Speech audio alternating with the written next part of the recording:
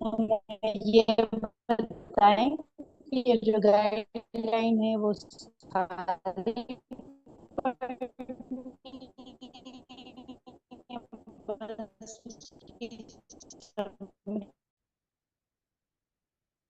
Okay, so hello everyone.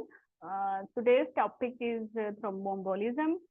थ्रोम्बोम्बोलिज्म की काफी चीजें आने वाली हैं आपके सिलेबस में, तो साथ ही कर लेंगे, मॉड्यूल में नहीं रहेंगे। लाइक मॉड्यूल वाइज चलेंगे तो फिर सिर्फ ओब्स ही करेंगे, बट आई विश कि जब एक ही दफा करेंगे एक जैसी चीजें तो साथ ही कर लेंगे, फिर चाहे हमें किसी डिफरेंट मॉड्यूल में जंप करनी पड़े। तो ओप्स में जो इम्पोर्टेंट गाइडलाइंस हैं रेलेवेंट टू दिस टॉपिक वो दो जीटीजीज हैं, 37A and 37B। 37A says how you can reduce thromboembolism risk in pregnancy and after pregnancy, and 37B says actually what happens, how you will treat and diagnose when actually thromboembolism patient will develop. So 37A is about prevention and 37B is about treatment, therapeutic treatment. इसके बाद कुछ छोटे छोटे टॉग articles है, जैसे thrombophilia in pregnancy का टॉग article है। अगर हम गायनी की बात करें तो पेरीऑपरेटिव management of women on oral anticoagulation से एक टॉग आर्टिकल है, मार्च 2020 में रिलीज हुआ। थ्रोम्बोप्रोफाइलेक्सिस इन गायनी में टॉग आर्टिकल जो 2023 में रिलीज हुआ। इसके बाद ओवेरियन वेन थ्रोम्बोसिस का भी एक टॉग आर्टिकल है। तो ये सब, और स्ट्रोक का भी है, I forget to add it. तो ये सारी चीजें हैं, तो एंटीकोएगुलेशन ही चल रही है। और अभी recently you have done cardiac disease as well, उसमें भी कुछ ना कुछ एंटीकोएगुलेशन पड़ा है। तो जब आप ये एंटीकोएगुलेशन प्रिवेंशन, एंटीकोएगुलेशन ट्रीटमेंट और इसकी प्रिवेंशन और सब चीजें पढ़ेंगे, चाहे वो गायनी का चाहे वो, तो हम साथ ही कवर कर लेंगे, ठीक है। तो सेशन काफी लंबा हो जाएगा if I will add everything now. So I will divide the session in two half, जहां तक लाइक स्टेमिना रहा वहां तक चलते रहेंगे, और फिर अगर स्टेमिना एंड हो गया तो फिर नेक्स्ट सेशन में ऐड कर लेंगे वो। तो it's like depends on stamina. So first of all, we will discuss 37A, reducing the risk of venous thromboembolism during pregnancy and the puerperium. So far clear? Vice ठीक है? Okay. Sidra, आपको आवाज में समझ नहीं आ रही, बाकी किसी को आ रही है? किसी एक को भी आ रही है तो फिर इसका मतलब है मेरी तरफ से मसला नहीं है। अगर किसी, बहुत सारे लोगों में से किसी एक को नहीं आ रही तो मसला फिर आपकी तरफ है, ठीक है। तो फिर आप यूं करें कि वाईफाई के साथ ही चिपक के बैठ जाएं, यही अच्छा हाल है। ओके, तो ये जो गाइडलाइन है ना, इसको इसको हमने डिवाइड किया। अगर मैं इसको गाइडलाइन के तौर पर पढ़ाऊंगी ना, तुम लोगों ने ना इतना गंदा मुंह बनाना है, तुमने कहा हमने ये पेपर ही नहीं देना। छोड़ो इसको, ये नहीं होने वाला। But let's do it. हम इसको थोड़ा इंटरेस्टिंग करके इसको डोमेन में डिवाइड कर देते हैं। इस गाइडलाइन में बहुत सारी परसेंटेजेस हैं, सारी नहीं करने वाली। कुछ चीजें हैं जो मैं बता दूंगी, सिंगल बेस्ट आंसर्स में आई हैं, तो बस वो देख लीजिएगा। फिर थोड़ा बेसिक है पार्ट 1 के लेवल का, कि हेपरिन वार्फरिन में क्या डिफरेंसेस हैं, बिकॉज अब है तो थ्रोम्बोएम्बोलिज्म प्रेगनेंसी में नहीं, दो चीजों पर रिवॉल्व करती है, तो थोड़ा सा इसको रिवाइज कर लेंगे। अच्छा, फिर ये है कि क्या हर प्रेग्नेंट पेशेंट को उठा के प्रिवेंशन के तौर पे हेपरिन लगा दें और वार्फरिन खिला दें? हाँ, नहीं, ऐसा बिल्कुल भी नहीं है। हम हर पेशेंट को बुकिंग पे असेस करते हैं, और हम देखते हैं कि उसमें कोई रिस्क फैक्टर्स तो नहीं है।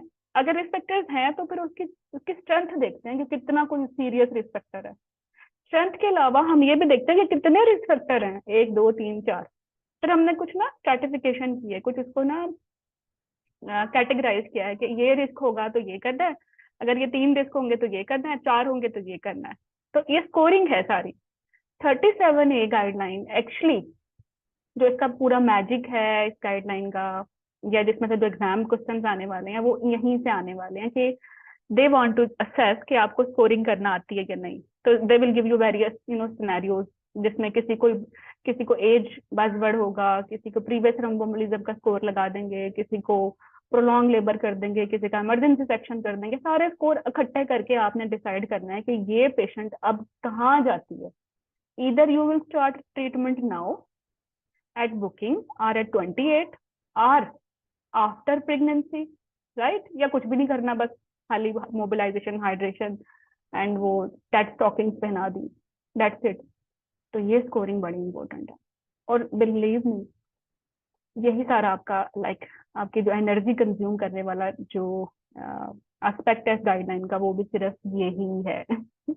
ठीक है, तो मुझे भी ये लगता है कि हम यहीं आज स्टॉप, इस आज के सेशन में यहीं तक रहेंगे, फिर आगे नेक्स्ट सेशन में फिर देखेंगे कि अगर स्कोर है, अगर आपने स्टार्ट करनी ही है हेपरिन, तो फिर उसकी डोज कितनी होगी, standard, high dose, near therapeutic dose, और एक्चुअली हो ही गया डीबीटी का थ्रोम्बोएम्बोलिज्म लाइक पल्मोनरी एम्बोलिज्म या स्ट्रोक वगैरह, तो फिर डोज कितनी होगी थेराप्यूटिक, और ये इनमें फर्क क्या है, प्रोफाइलेक्टिक डोज को कैसे वेट के मुताबिक कैलकुलेट करता है और थेरापेटिक को कैसे कैलकुलेट करता है, और इतनी सारी तो हेपरिन की टाइप्स हैं, टिंजा, एनोक्सा, डेल्टा, तो उन सब की डिफरेंट रिकमेंडेशन हैं। तो आफ्टर स्कोरिंग इस पूरी गाइडलाइन में कुछ करने वाला है जिसको 37B ने नो देखा है, वो यही है कि देनी कितनी है, ठीक है, और और उसको मॉनिटर कैसे करना है, ठीक है। उसके बाद आपके कुछ छोटे छोटे क्विजेस भी आते रहेंगे, क्योंकि ये वो वही टॉपिक है जिसको जितना मर्जी क्रैम कर लो, अगर आप इसके साथ सिनेरियोस नहीं करोगे ना, यू कांट मेक इट, ठीक है। तो जो एग्जाम के जो, हाँ सारी गाइडलाइन करनी है, जीटीजी और नाइस तो सारी करनी है, तो article like we will try to do as maximum as possible, जो भी एग्जाम के लिए इम्पोर्टेंट है, ठीक है। Okay, so this one is very important. 50% question यहाँ से आते हैं बेसिकली आपके एग्जाम के, और 50% यहाँ से आते हैं। देनी कब है, किस ट्राइमेस्टर से किस दिन के लिए, और अगर देनी है तो उसकी डोज कैसे निकालनी, ठीक है। ओके, तो इन चीजों पे हम ज्यादा इम्फेसाइज करेंगे, और बाकी चीजों को हम ऐसे ही स्टोरी की तरह लेके चलने वाले हैं। ये बहुत सारे परसेंटेजेस हैं जो काम के थे, वो मैंने सारे निकाल दिए। लाइक हेपरिन अगर देते हैं तो लाइक एक मेडिकल पेशेंट में देंगे तो 60% फायदा है, अगर सर्जिकल पेशेंट में देंगे तो 70% फायदा है, ठीक है। एंटीनेटल में जो रिस्क होता है वो कितना होता है थ्रोम्बोएम्बोलिज्म का, एंटीनेटल टाइम से 4 to 6, और इसमें भी मैक्सिमम थर्ड ट्राइमेस्टर में होता है, और थर्ड ट्राइमेस्टर में भी मैक्सिमम कब होता है, सॉरी प्रेगनेंसी में भी मैक्सिमम कब होता है, थर्ड ट्राइमेस्टर में 28%, और फर्स्ट और सेकंड ट्राइमेस्टर में सिर्फ 10%, ठीक है। अच्छा, फिर अगर हो ही गया तो फिर होगा कौन किधर, ठीक है। मैक्सिमम मोर प्रॉक्सिमल में होती है, इलियोफेमोरल वेन में होते हैं 70%, इस हिसाब से एग्जाम पूछते हैं। अच्छा, अभी तो हमने कहा था प्रेगनेंसी में तो 4 to 6 टाइम्स थ्रोम्बोएम्बोलिज्म होता है, तो फिर आपको पता है पोस्ट नेटल में कितना ज्यादा होता है, 22 टाइम्स। चलो, अगर मैं कहूँ कि प्रेगनेंसी में ज्यादा है या परप्यूरियम में ज्यादा है, तो फिर तो जवाब मिल गया, 22 टाइम्स पोस्ट नेटल परप्यूरियम में ज्यादा है। इफ आई विल से कि इनसाइड प्रेगनेंसी मैक्सिमम कब कब है, तो this is 28% in third trimester, ठीक है। अच्छा, अगर क्वेश्चन को डीबीटी हो गया तो नेक्स्ट डीबीटी भी हो सकता है उसको, और वो with in 2 weeks of initial thrombosis हो जाना है उसको, ठीक है। फिर कुछ इंसिडेंसेस है, पल्मोनरी एम्बोलिज्म का कितना इंसिडेंस है, यू कैन सी इट, इतना इंपॉर्टेंट नहीं है। फिर ओवरऑल वीटी का रिस्क है, ठीक है। फिर इसके बाद जो वीटी होते हैं उनमें एक्चुअली वीटी प्रेगनेंसी में होगा उस किसी को जो रिप्रोडक्टिव एज में होगी, यंग होगी, तो ये इन पेशेंट में 50% जो वीटी का या थ्रोम्बोएम्बोलिज्म का रिस्क होता है वो हेरिडिटरी थ्रोम्बोफिलियाज होते हैं, ठीक है। अच्छा, और वो डीवीटी जिसको आप ट्रीट नहीं करोगे, वो थ्रोम्बस भाग के चला जाएगा लंग में, ठीक है। तो अगर अनट्रीटेड छोड़ोगे तो उसने लेटर ऑन 24% तक पल्मोनरी एम्बोलिज्म डेवलप कर लेना है, ठीक है। फाइटल कितना होता है, 15% इन प्रेगनेंसी। डेथ कितनी हो जाती है, विद इन 30 मिनट 66% लोग मर जाते हैं पल्मोनरी एम्बोलिज्म से, बाद में ऑटोप्सी पे पता चलता है कि तो एम्बोलिज्म था, ठीक है। फिर कुछ इन्वेस्टिगेशन हैं जो हम पल्मोनरी एम्बोलिज्म के लिए करते हैं, सीटीपीए। सीटीपीए है तो अच्छी, लेकिन ब्रेस्ट कैंसर का रिस्क है, इस रिस्क को कम कैसे कर सकते हैं, हम चेस्ट को कवर ही कर दें बिस्मिस फील्ड से, तो 40% तक रिस्क कम हो जाता है।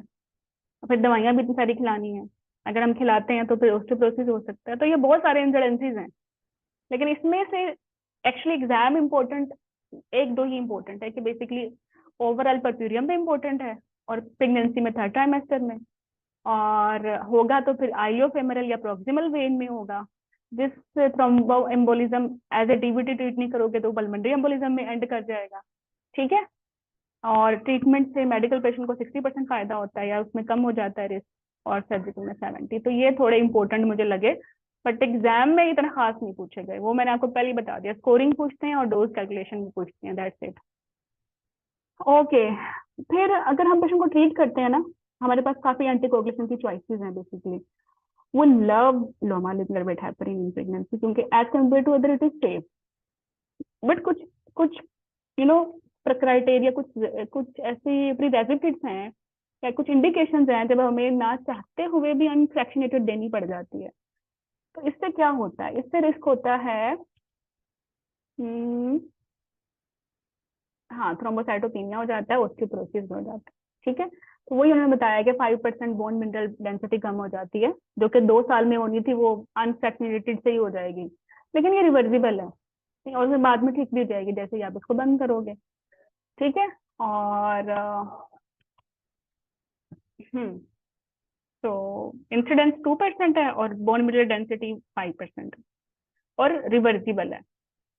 अच्छा, फिर एक एक अब आई टोल्ड यू पीपल कि हम थोड़ा सा रिवाइज भी करेंगे। हमारे पास जो भी एंटीकोएगुलेशन है, कुछ ओरल होती हैं जो खा सकते हैं, कुछ ऐसी होती हैं जो इंजेक्टेबल्स होती हैं, सबकुटेनियस या आईवी। तो हमारे पास सबसे अच्छी ओरल वारफरिन है। ठीक है, वारफरिन की सबसे बुरी बात पता है क्या? प्रेगनेंसी में सेफ नहीं है, क्योंकि ये फीटल वारफरिन सिंड्रोम करा देती है।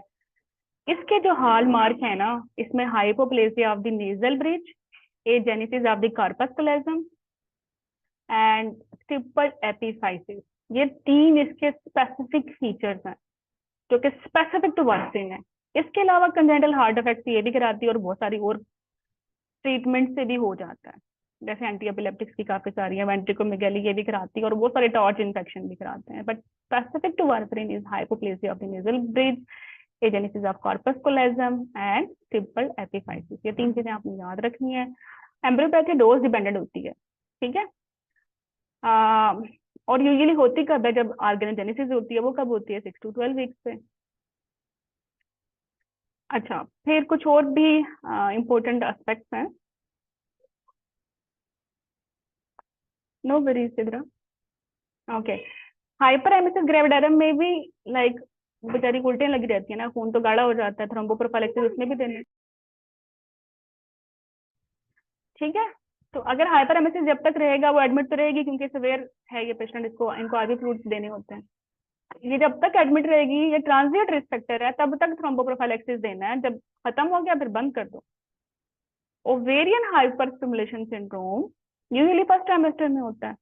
ठीक है, इसमें हम जब सवेयर होता है ओएचएसएस हम देते हैं थ्रोम्बोप्रोफाइलेक्सिस, और जब तक वो सवेयर रहता है तो वी विल कंटिन्यू इट। तो यूजुअली फर्स्ट ट्राइमेस्टर तक ये रहता है। और अगर हम फिल्टर लगाते हैं, रिकरेंट डीवीटीज में लगाने पड़ जाते हैं ताकि वो क्लॉट भाग के ऊपर लंग में ना जाए, तो उनको रिमूव कब करना होता है? 2 मंथ्स आफ्टर डिलीवरी। ठीक है, वारफरिन अब इतने सारे तो मसले करा रही थी, ट्राइपल नोज, ऑर्गेनोजेनेसिस के मसले, एम्ब्रियोपैथी, देनी ही क्यों है? देनी ही नहीं है, तो इस कॉन्ट्राइंडिकेटेड एक्सेप्ट इन मेटालिक हार्ट वाले, बाकी सब में बिल्कुल नहीं देनी। उसमें उसकी replacement high dose therapeutic heparin है। अगर पेशेंट को मेटालिक वेल्व लगे हुए हैं ना, फिर उसमें वारफरिन देंगे। जस्ट लाइक दिस के लाइक आगे कुआं और पीछे खाई। वारफरिन दोगे तो एम्ब्रियोपैथी होगी, और अगर नहीं दोगे तो उसको वैसे ही स्ट्रोक एम्बोलिज्म डीवीटी हो जाना है। ऑब्वियसली बेनिफिट मैटरनल लाइफ के ज्यादा है। एम्ब्रियोपैथी डोज डिपेंडेंट है, कम डोज से नहीं होगी, और 100% तो नहीं है। लेकिन नहीं ट्रीट करोगे तो वो तो फिर गारंटी है ना कि मेटालिक बेल वाली ने वैसे ही चले जाना है। तो इसलिए बेनिफिट्स आउटवे करते हुए वारफरिन देंगे, और सिर्फ इसी कंडीशन में देंगे। ओबेसिटी से भी इसका रिस्क ज्यादा हो जाता है। ओबेसिटी के भी ग्रेड्स होते हैं, 30 BMI से ज्यादा शुरू हो जाता है, तो कितना 3 to 4% रिस्क है। मोटे लोगों को ज्यादा डीबीटी होता है। तो ये पूरे गाइडलाइन में से छांट के जो चीजें इंपॉर्टेंट थी आपके लिए वो मैंने निकाल ली। कौन सी इन्वेस्टिगेशन आपने करनी है बिफोर गिविंग एंटी कोएगुलेशन? ये 5 है। टोटल ब्लड, ये complete blood count, coagulation profile, urea electrolyte and LFT. ठीक है, एग्जाम्पल्स। ओके, वैसे what happened in pregnancy? Pregnancy एक हाइपर कोएगुलेबल स्टेट है, सारे फैक्टर्स ज्यादा हो रहे होते हैं, आपने पार्ट 1 में भी सुना देखा होगा इसको। ठीक है, तो और रूल ऑफ थंब तो यह है कि सभी ज्यादा होते हैं, लेकिन एक ऐसा है जो कम होता है। सब ज्यादा होते हैं बट एक ऐसा है जो कम होता है, और वो कौन सा है?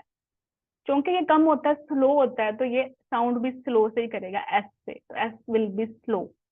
ठीक है। बाकी ऑलमोस्ट सारे ही ज्यादा होते हैं, कुछ बहुत ज्यादा होते हैं, कुछ थोड़े से कम ज्यादा होते हैं, कुछ या तो सेम रहते हैं या फिर थोड़े से और ज्यादा हो जाते हैं। मतलब ट्रेंड इनका टुवर्ड्स हायर साइड पे ही होता है, except protein S. Any issue so far? Reena, Saba, Shubana, Sidra, Kibriya, Amna? हम्म।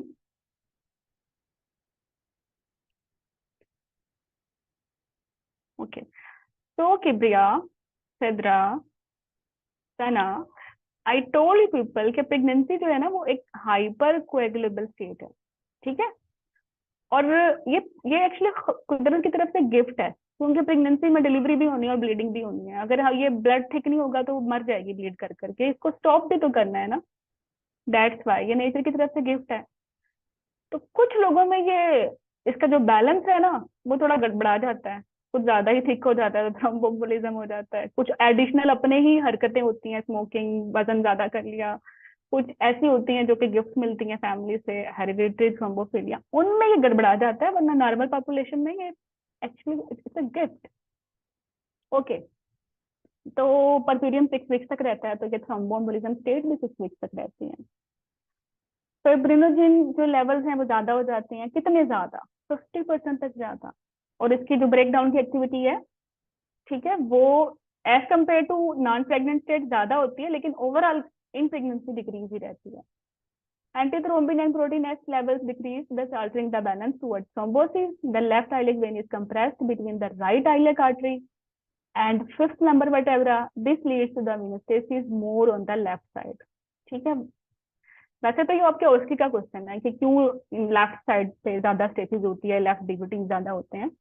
तो ये ऐसी एक रीजन है कि जो लेफ्ट आइलेक वेन है ना, उसको लेफ्ट आइलेक आर्टरी में कंप्रेस करना है, लेकिन नहीं करती, इसको राइट करती है।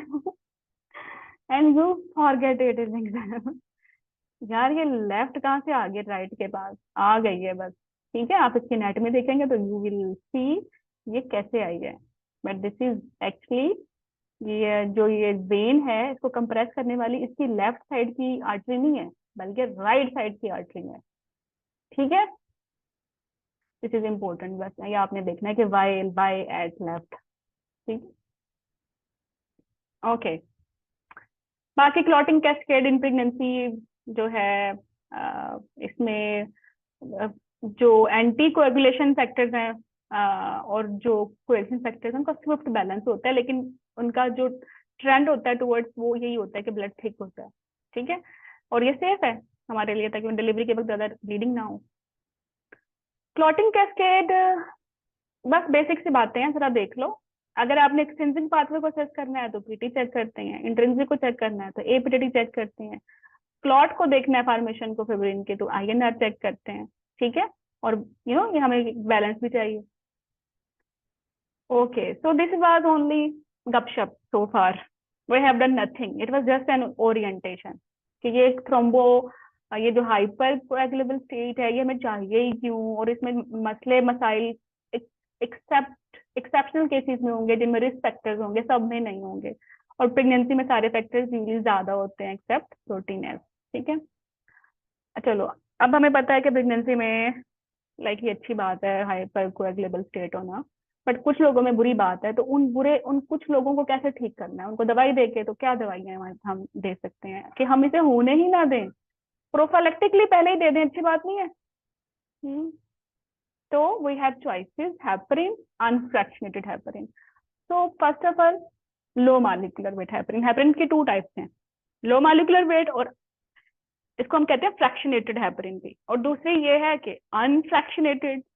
ठीक है।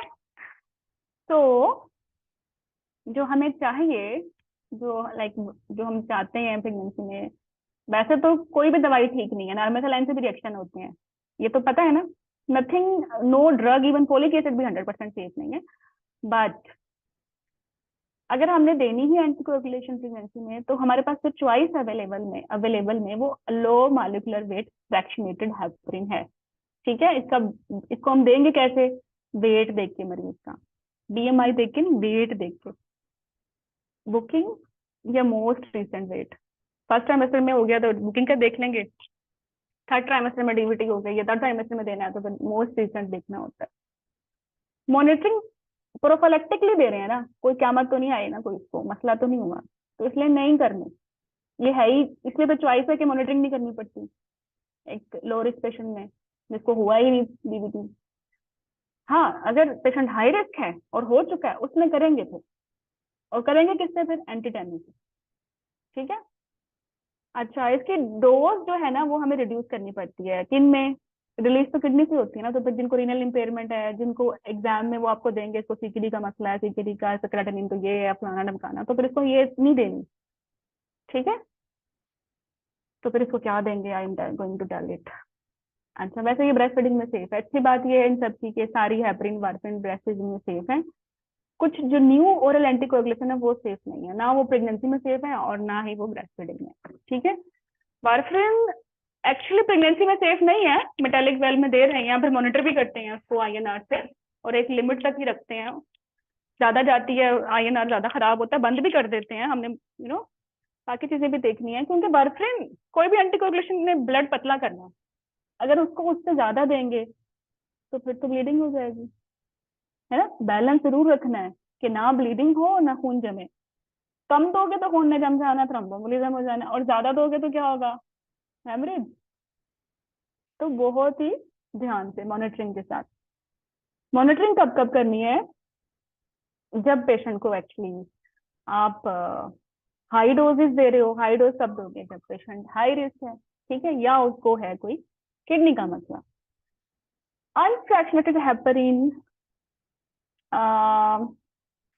उनमें देते हैं जिसमें बहुत मैसिव थ्रोम्बोएम्बोलिज्म हो जाता है, क्योंकि ये बड़ी क्विकली एक्ट करती है और क्विकली इसको ब्लॉक भी किया जा सकता है। एक तो ये बात। दूसरा, अगर टर्म पे 37 पे किसी को थ्रोम्बोएम्बोलिज्म हो गया, तो चूंकि ये इजी टू रिवर्ट है, जो कि लेबर भी नजदीक है, तब भी अनफ्रैक्शनेटेड हेपरिन हम प्रेफर करते हैं, क्योंकि इसको quickly we can manipulate unlike lower molecular weight heparin. एक तो इसकी ये इंडिकेशन है। ठीक है। दूसरा ये कि अगर पेशेंट के को लाइक रीनल प्रॉब्लम्स हैं, ठीक है, उसकी क्रेटिनिन खराब है, तब भी हम अनफ्रैक्शनेटेड हेपरिन देंगे। ठीक है। इसका इन्फ्लुएंस किडनी पे इतना नहीं है जितना लो मॉलिक्यूलर वेट हेपरिन का। अच्छी बातें तो हो गई, अब हर चीज के साथ एक बुराई भी है, और वो बुराई क्या है? आई टोल्ड यू पीपल थ्रोम्बोसाइटोपिनिया कराती है, तो उसको भी चेक एंड बैलेंस करते रहेंगे। कैसे? Every 2 to 3 days from day 4 and 15 हम इसे चेक करेंगे, मतलब 4 डे के बाद, हम आप समझ लें हर 2 दिन के बाद हम इसको चेक करते रहेंगे टिल 14 days। ठीक है। और या दूसरा तरीका ये है कि हम नहीं बंद करेंगे 14 पे, और जब तक हमने ये देनी है तब तक हम प्लेटलेट्स हर दूसरे तीसरे दिन चेक करते रहेंगे। ठीक है। बट स्टार्ट चेकिंग होगी आफ्टर डे 4, उससे पहले लेस लाइकली है थ्रोम्बोसाइटोपिनिया होना। ओके। ओके, तो एक और ये नीचे बड़ा इंपॉर्टेंट बात है, ये अभी आगे भी आपके लाइक एक क्वेश्चन में इस्तेमाल होगा ये कॉन्सेप्ट। अभी हम देखेंगे कि जब हम पेशेंट को हेपरिन दे रहे होते हैं ना, और हम थेरापेटिक डोज में दे रहे होते हैं, ज्यादा डोज में दे रहे होते हैं, तो उसको 24 घंटे पहले 24 आवर बिफोर बंद भी करना होता है। अब ये थर्ड ट्राइमेस्टर वो टाइम है जब 28% तक रिस्क है थ्रोम्बोएम्बोलिज्म का, और अगर हाई रिस्क है तो मोर देन दिस। अब इसको बंद करोगे तो उस दौरान तो हो जाएगा ना थ्रोम्बोएम्बोलिज्म, क्या ख्याल है? हम्म। और ये बंद भी करनी है, क्योंकि 24 घंटे पहले बंद नहीं करोगे तो फिर actually we will be late, हम इसको सेक्शन या लेबर में क्विकली रिवर्ट नहीं कर सकते, इसलिए 24 घंटे तो लगेंगे इसके सारे, हाफ इसके मेडिसिन को ब्लड से जाने के लिए, तो बंद करना भी जरूरी है। तो फिर इस दौरान इसको हमने ब्रिज करना है, हम ऐसी ही एंटीकोगुलेशन देंगे जो इन 24 घंटों में हम दें, और मरीज को थ्रोम्बोएम्बोलिज्म ना हो, और लेबर इंडक्शन सेक्शन जो भी करना है तो वो भी ना हो। तो इन चीजों को बैलेंस क्या करेगी? Unfractionated heparin, because it is easy to revert, right.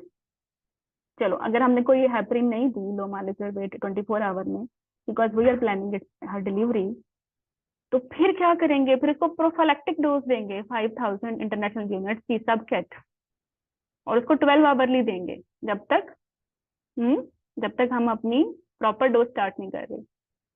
और ये हम हर एक में नहीं करते बेसिकली, जैसे कार्डियक मेटालिक वेल वाले पेशेंट हैं, रिकरेंट डीवीडी वाले पेशेंट हैं, कुछ वेरी हाई रिस्क कंडीशन भी हैं, सिर्फ उन पेशेंट में 24 आवर पे जब आप लो मालिक्यूल हेपरिन बंद कर रहे होंगे तो उसको हम फिर हम ब्रिज कर देंगे अनफ्रैक्शनेटेड हेपरिन के साथ, ठीक है।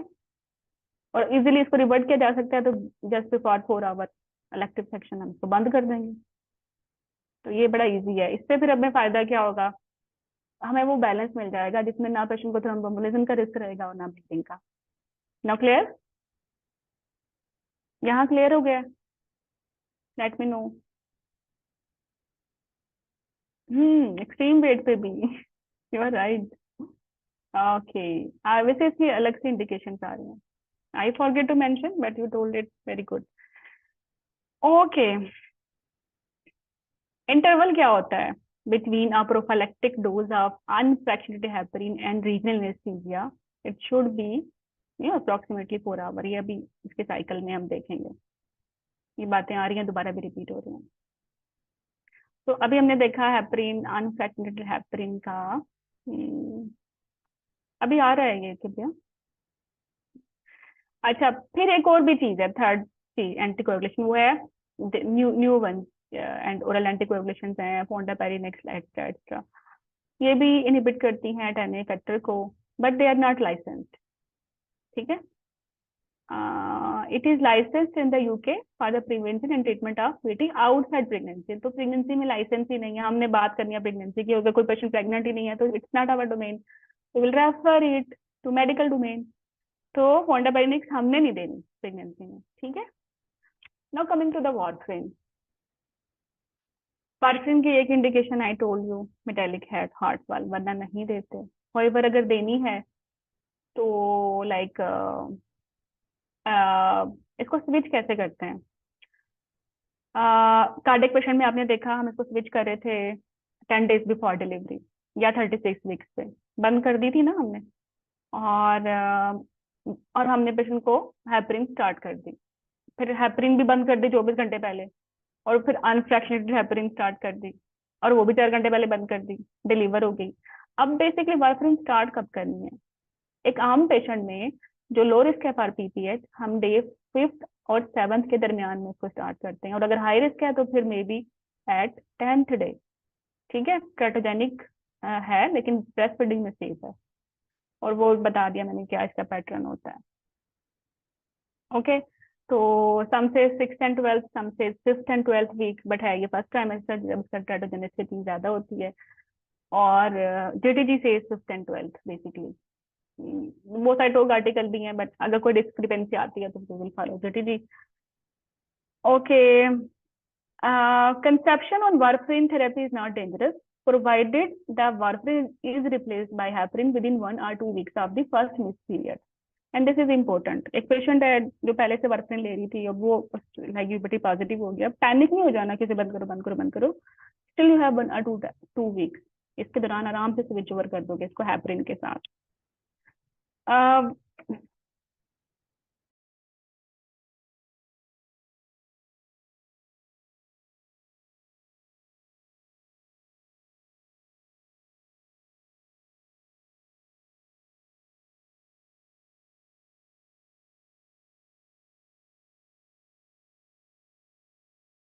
ओके, अच्छा, इससे मिसकैरेज का भी रिस्क है, स्टिल का भी रिस्क है, इसके अलावा रिट्रोप्लेसेंटल क्लाट्स बन जाएंगे अगर आईएनआर ज्यादा चल रहा है, ऑब्वियसली वारफेरिन प्लेसेंटा क्रॉस करके ही बच्चे को एम्ब्रियोपैथी करा रही है ना, तो और फिर बच्चे में इसके अलावा एम्ब्रियोपैथी के अलावा ये बच्चे में इंट्रासेलुलर ब्लीडिंग भी करा सकती है, ठीक है।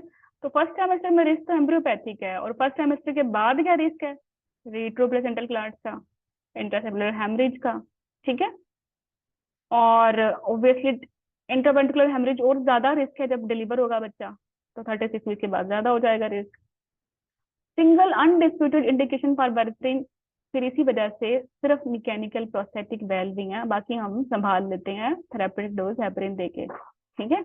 लेकिन मेटेलिक वेल खुद इतना रिस्क है कि वो हेपरिन में देने के बावजूद भी थ्रोम्बोएम्बोलिज्म हो जाते हैं, तो इसलिए हम वारफरिन देते हैं।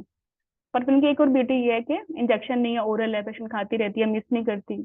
ये भी इसकी ब्यूटी है, इसलिए मैकेनिकल वेल वालों में इजी है ये। मिस नहीं करेंगे तो थ्रोम्बोएम्बोलिज्म भी नहीं होता। इसके अलावा मॉनिटरिंग भी इजी है। These women require full anticoagulation throughout pregnancy. वैसे तो लाइक जब हम पढ़ेंगे देखेंगे अभी आगे 37B में, तो जब पेशेंट को बेसिकली थ्रोम्बोएम्बोलिज्म हो जाता है तो फिर उसको देते हैं फुल एंटीकोagulation। बट इसकी एक एक्सेप्शन है और वो है प्रोस्थेटिक हार्ट वेल्व। इसमें थ्रोम्बोएम्बोलिज्म नहीं हुआ, प्रोफाइलेक्टिकली ही थेराप्यूटिक डोज देनी है, प्रोफाइलेक्टिकली ही थेराप्यूटिक डोज देनी है। ठीक है, got my point?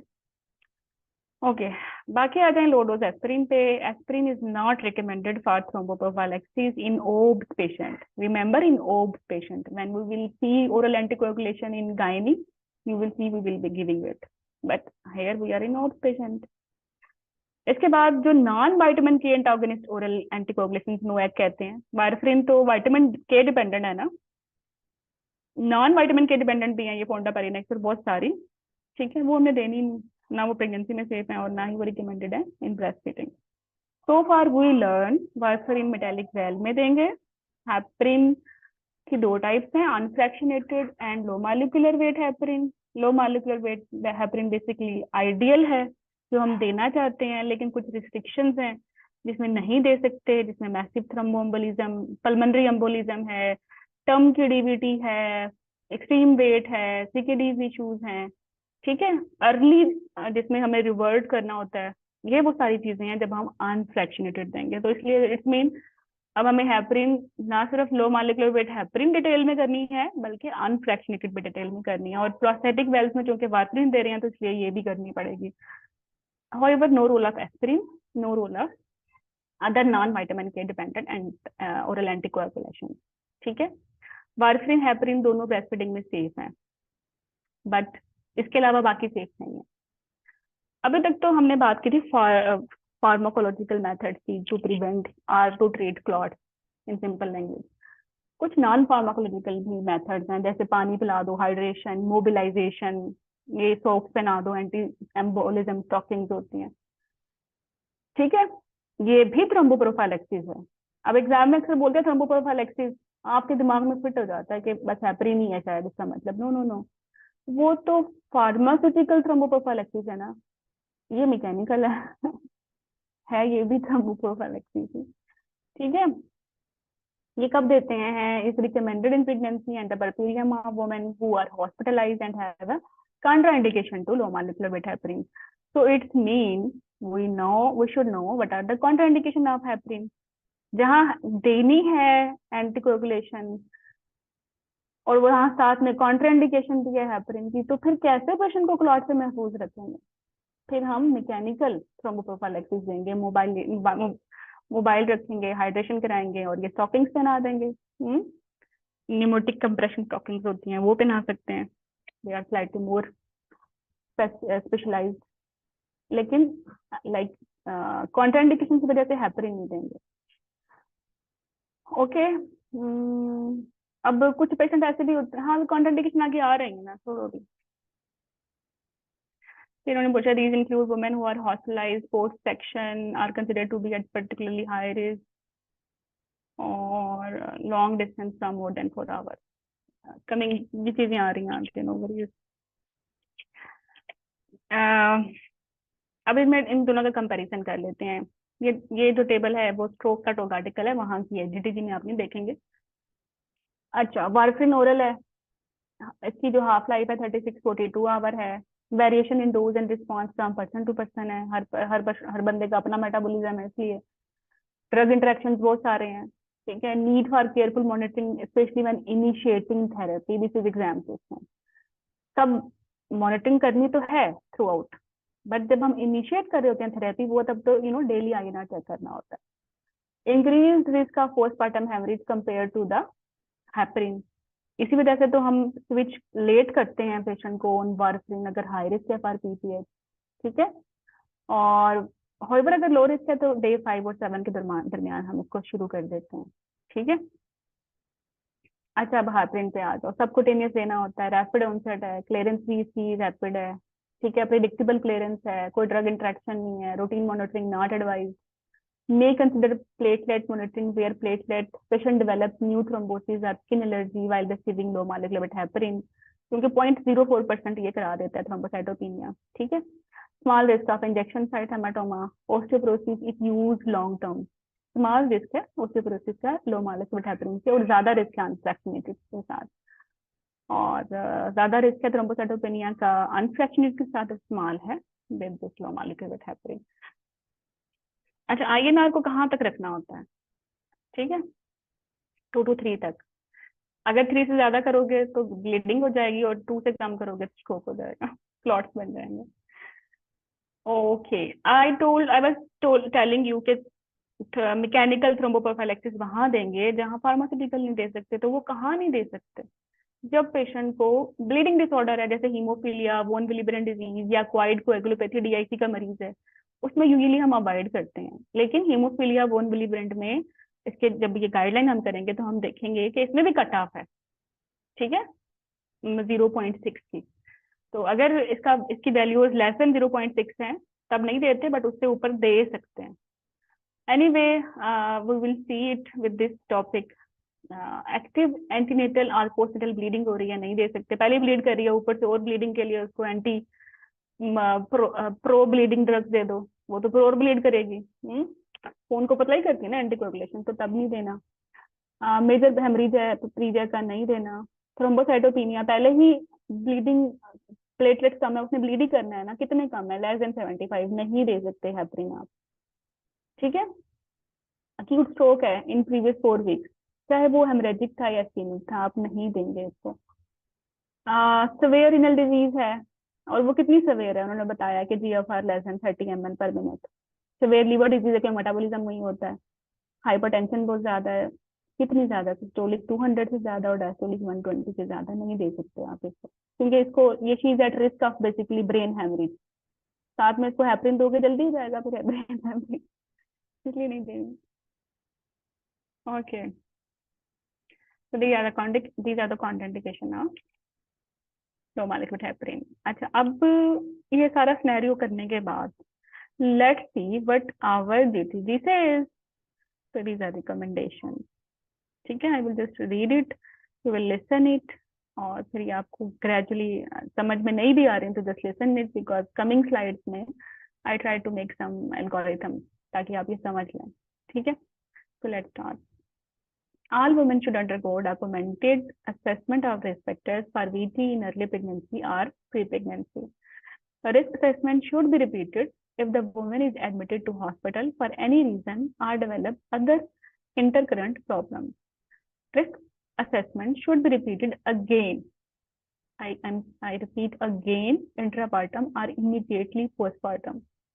Any woman with 4 or more current risk factors should be considered for prophylactic low molecular weight heparin throughout the antenatal period and will usually require prophylactic heparin for 6 weeks postnatally, but a postnatal risk assessment should be made. This is very important. जैसे मैं आपको example दूं, आपने decide किया इस patient ने क्योंकि pregnancy में थ्रू आउट हेपरिन ली है ना, तो इसको 6 वीक्स देनी है, एक ऑप्शन में ये है। और दूसरी ऑप्शन में ये है कि reassess after no delivery and plan accordingly for 6 weeks और मोर। तो इसमें से ये ज्यादा बेहतर है, ठीक है, क्योंकि आपने इसकी असेसमेंट हर हर दफा करनी है प्रेगनेंसी में, जब भी एडमिट होगी तब, जब डिलीवर होगी तब, क्योंकि इसके स्कोर्स विल डिसाइड कि कितनी लेंथ तक हम उसको देंगे एंटीकोagulation, और ये कितनी हाई रिस्क है, that's why. Next, any woman with 3 current risk factors should be considered for prophylactic LMWH from 28 weeks and will usually require again after delivery for 6 weeks। Obviously assessment फिर भी करनी है। तो इनसाइड प्रेगनेंसी हमारे पास values आई हैं 4 वाले को, तो जब भी प्रेगनेंसी में आएगी आइडियली फर्स्ट ट्राइमेस्टर से थ्रू आउट प्रेगनेंसी और फिर डिलीवरी के भी 6 वीक्स तक, ठीक है, 6 वीक्स तक। और अगर जिसके 3 रिस्क फैक्टर्स हैं उसको 28 वीक्स से स्टार्ट करा दिया, लेकिन उसको भी 6 वीक्स तक ही देनी है। ठीक है। अब जिसके 2 रिस्क हैं, 4 और जिसके 3 थे, उन्होंने प्रेगनेंसी में भी लिया और 6 वीक्स भी लिए। ठीक है। 4 वालों ने थ्रू आउट प्रेगनेंसी, और जिनके 3 थे उन्होंने 28 से। अब आप ये देखोगे कि वो कौन से रिस्क हैं जो इंडिपेंडेंट 3 स्कोर दे रहे हैं। ठीक है, ये यही तो हमने सीखना है अभी। और वो कौन से रिस्क फैक्टर हैं जो इंडिपेंडेंटली 4 दे रहे हैं, ये भी हम सीखेंगे। अच्छा, 2 वालों का क्या करें फिर? Remember 2 is very unique. 2 अगर आता है प्रेगनेंसी के अंदर स्कोर, तो कुछ नहीं करना, मतलब फार्मास्यूटिकल थ्रोम्बोप्रोफाइलेक्सिस नहीं देनी। 2 स्कोर अगर आफ्टर डिलीवरी आता है, जिसमें रिस्क भी ज्यादा है थ्रोम्बोएम्बोलिज्म का, उसमें देनी है। क्योंकि हमने देखा था बहुत ज्यादा रिस्क था आफ्टर डिलीवरी। तो after delivery 2 is important for us, उसको जरूर हेपरिन देंगे फॉर 10 days। लेकिन अगर ये स्कोर इनसाइड प्रेगनेंसी आ जाता है, तो इसको हाइड्रेशन, मोबिलाइजेशन, टेट स्टॉकिंग्स पे ही रखेंगे, पर दवाई नहीं देंगे। ठीक है, ओके। बाकी उसको एक्सप्लेन करते रहें कि हम तो बार बार आपको देखेंगे। तो रीना आ रहा है ये OHSS, ट्रांजिएंट रिस्क फैक्टर है, होते हैं सारे। वो जब तक रहेंगे तब तक देंगे, फिर बंद कर देंगे। जैसे पेशेंट को ने एयर ट्रैवल किया है 4 घंटे से ज्यादा, 3 दिन से ज्यादा एडमिट है, तो जब तक ट्रैवल कर रही है तब तक देंगे, फिर बंद। जब तक एडमिट है तब तक देंगे, फिर बंद। ट्रांजिएंट रिस्क फैक्टर से ही होते हैं ना। Okay. Women with previous VTE associated with antithrombin 3 deficiency, ये है क्या? ये एक हेरिटेबल थ्रोम्बोफिलिया है। Who will often be on long term oral anticoagulation should be offered thromboprophylaxis with higher dose. कितनी हायर डोज? प्रोफाइलेक्टिक का भी ज्यादा, टिल 50-70 या near full treatment dose antenatally and for 6 weeks postpartum or until return to oral anticoagulation therapy after delivery। ठीक है। जो heritable थ्रोम्बोफिलियाज है ना, हम देखते हैं वो वेरी हाई रिस्क हैं। कुछ कुछ इंटरमीडिएट रिस्क हैं और कुछ लो रिस्क हैं। ठीक है, there is a table coming on this. तो दे से कि जो एंटीथ्रोम्बिन 3 है ना, ये सबकी अम्मा है, सबकी अम्मा। बहुत स्ट्रॉन्ग इसका इसका जो है एसोसिएशन है कि प्रेगनेंसी में किसी को हो और उसको लाइक वो करा देगी थ्रोम्बोएम्बोलिज्म। तो इसको प्रिवेंट आपने कैसे करना है, क्योंकि ये इसका स्ट्रॉन्ग बहुत ज्यादा है। तो इसलिए आम प्रोफाइलेक्टिक डोज से काम नहीं चलेगा इसका। तो फुल ट्रीटमेंट दे दें, या फुल ट्रीटमेंट का 25% निकाल दें, 75% तक दे दें। ठीक है, मतलब प्रोफाइलेक्टिक से काम नहीं चलेगा। This is example. बाकी क्योंकि ये हाई रिस्क है, आई टोल्ड यू, इनमें तो फिर मॉनिटरिंग करनी पड़ेगी क्योंकि इतनी ज्यादा दे रहे हैं, है ना। तो इसकी मॉनिटरिंग हमने करनी है एंटीटेनियम मेजरमेंट से। और इनके जो हमारा जो मेन स्टे ऑफ जो मेन एम है वो ये है कि 4 आवर के बाद जब इनको इनके वैल्यू चेक करें, तो वो इट शुड बी 0.5 to 1। ठीक है, ये पीक वैल्यूज हमें मेंटेन रखनी है। तो इट्स मीन अगर ये वैल्यूज कम है तो फिर हम डोज ज्यादा करते रहेंगे। अच्छा, इसके बाद ये तो थी हेरिटेबल थ्रोम्बोफिलिया। एक है acquired thrombophilia, this it's name is APLS। APLS का अपना कोई स्कोर ज्यादा इंपॉर्टेंट नहीं है, एक ही स्कोर है इसका। एक स्कोर वालों को ना तो प्रेगनेंसी में घास डालते ना डालते पोस्टमार्टम, वो एवर अगर इसके साथ VT है ना, ये बॉम्ब है। फिर इसको बहुत ज्यादा घास डालनी है और उसको बहुत ज्यादा एंटी कोगुलेशन देनी है, जितनी आपने एंटीथ्रोम्बिन 3 डेफिशिएंसी में दी है। तो ये एक्सट्रीम है APLS, मतलब या तो बहुत ज्यादा है विद 80, या फिर ये एक रिस्क फैक्टर है, मतलब कुछ देना ही नहीं। तो APLS से मैंने अलग से एक कार्ड भी बनाया हुआ है because of this it's unique presentation. Okay, next previous recurrent VT. What extra advice is needed for women with previous recurrent VT? तो हम क्या कहेंगे उसको? Advice regarding dose of heparin in pregnancy should be sought from a clinician with expertise in this. जिसको previous recurrent VT हो रहा है वो भी तो हाई रिस्क है, तो इसमें आपने एडवाइस लेनी है। एडवाइस हर हाई रिस्क में लेनी होती है, इंक्लूडिंग दिस।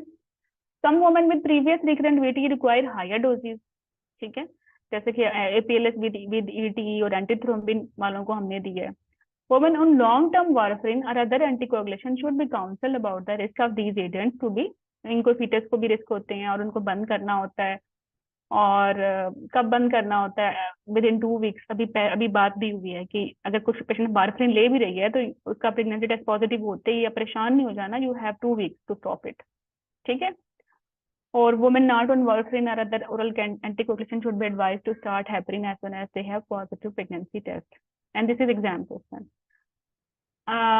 लाइक अगर पेशेंट प्री कंसेप्शन आती है और हाई रिस्क है तो आप नहीं दोगे एंटीकोगुलेशन। हाँ, जब यूपीटी पॉजिटिव होगा देन यू विल स्टार्ट ब्रोमालिन विद हेपरिन। ठीक है।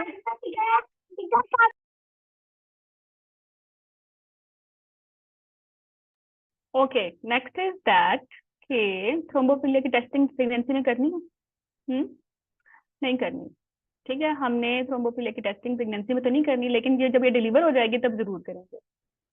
ठीक, तो बस यही लिखा हुआ है, prior to testing for thrombophilia women should be counselled regarding the implication and family member, क्योंकि 50% रिप्रोडक्टिव एज में हेरिडेटरी थ्रोम्बोफिलियाज होते हैं। तो आप इसको पकड़ोगे तो फिर आप इसके बहन भाइयों को भी पकड़ लोगे, तो पूरी फैमिली सेव हो जाएगी। हाँ, women with a family history of VT and either antithrombin 3 deficiency where the specific thrombophilia has not been detected should be tested for antithrombin 3 deficiency।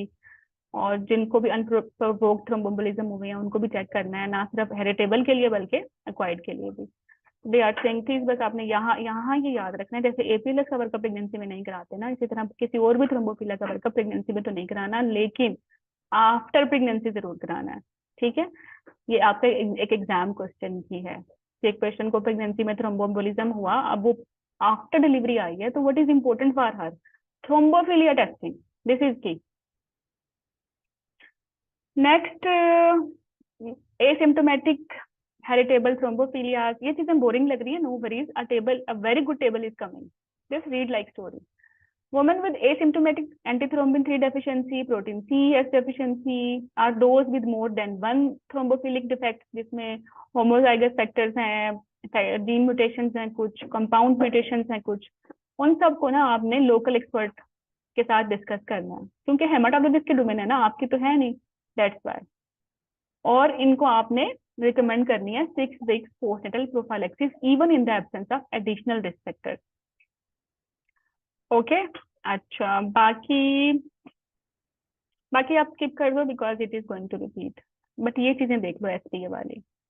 Women with no personal history or risk factor for VT but who have a family history of unprovoked, मतलब बैठे बैठाए VT हो गया, ठीक है, या oestrogen provoked VT हुआ है उनको।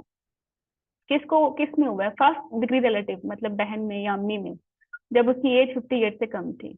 इनकी टेस्टिंग करनी है। तो these are very specific criteria they have told us कि किन की तो जरूर करनी है। किन की करनी है? फैमिली हिस्ट्री है, किसमें? फर्स्ट डिग्री रिलेटिव में, अनप्रोवोक्ड या इस्ट्रोजन प्रोवोक्ड। अब अभी आपको समझ नहीं आएगी ये बात, this is your exam question basically, कि आपने थ्रोम्बोफिलिया टेस्टिंग कब कब करानी होती है। एक इंडिकेशन तो अनप्रोवोक्ड है, अब आपको लगेगा एस्ट्रोजन दी है, ओसीपी दी है, तो ये तो प्रोवोक्ड हो गई, तो वो क्या बोल रहे हैं? आर बोल रहे हैं, एस्ट्रोजन वाले की भी करनी है। ठीक है, अनप्रोवोक्ड है, एस्ट्रोजन खा रही है तो प्रोवोक्ड हो गई। लेकिन अगर कोई प्रोवोक्ड बिकॉज ऑफ एस्ट्रोजन हुई है, this is just like this thing, gate my point. तो इनकी आपने थ्रोम्बोफिलिया टेस्टिंग करानी है। इस पे 2-3 क्वेश्चंस हैं आपके प्रैक्टिस बुक्स में, बड़े गंदे से हैं। You always tag me for this कि why thrombophilia testing, this is the reason, I am telling you कि दिस इज द रीजन कि उसकी अम्मी को, बहन को ओसीपी के साथ या विदाउट ओसीपी भी थ्रोम्बोम्बोलिज्म हुआ है ना अंडर 50 ईयर ऑफ एज, तो इसकी थ्रोम्बोफिलिया टेस्टिंग इंडिकेटेड है। अच्छा, ये इंडिकेटेड है ही क्यों, मतलब क्यों थ्रोम्बोफिलिया टेस्ट करा रहे हैं, इसकी भी रीजन आगे समझ आएगी आपको। छोड़ो इसको, एवरी प्रेगनेंसी के टॉक के साथ कराऊंगी, जस्ट लीव इट। ये दोबारा रिपीट हो रही है, लीव इट।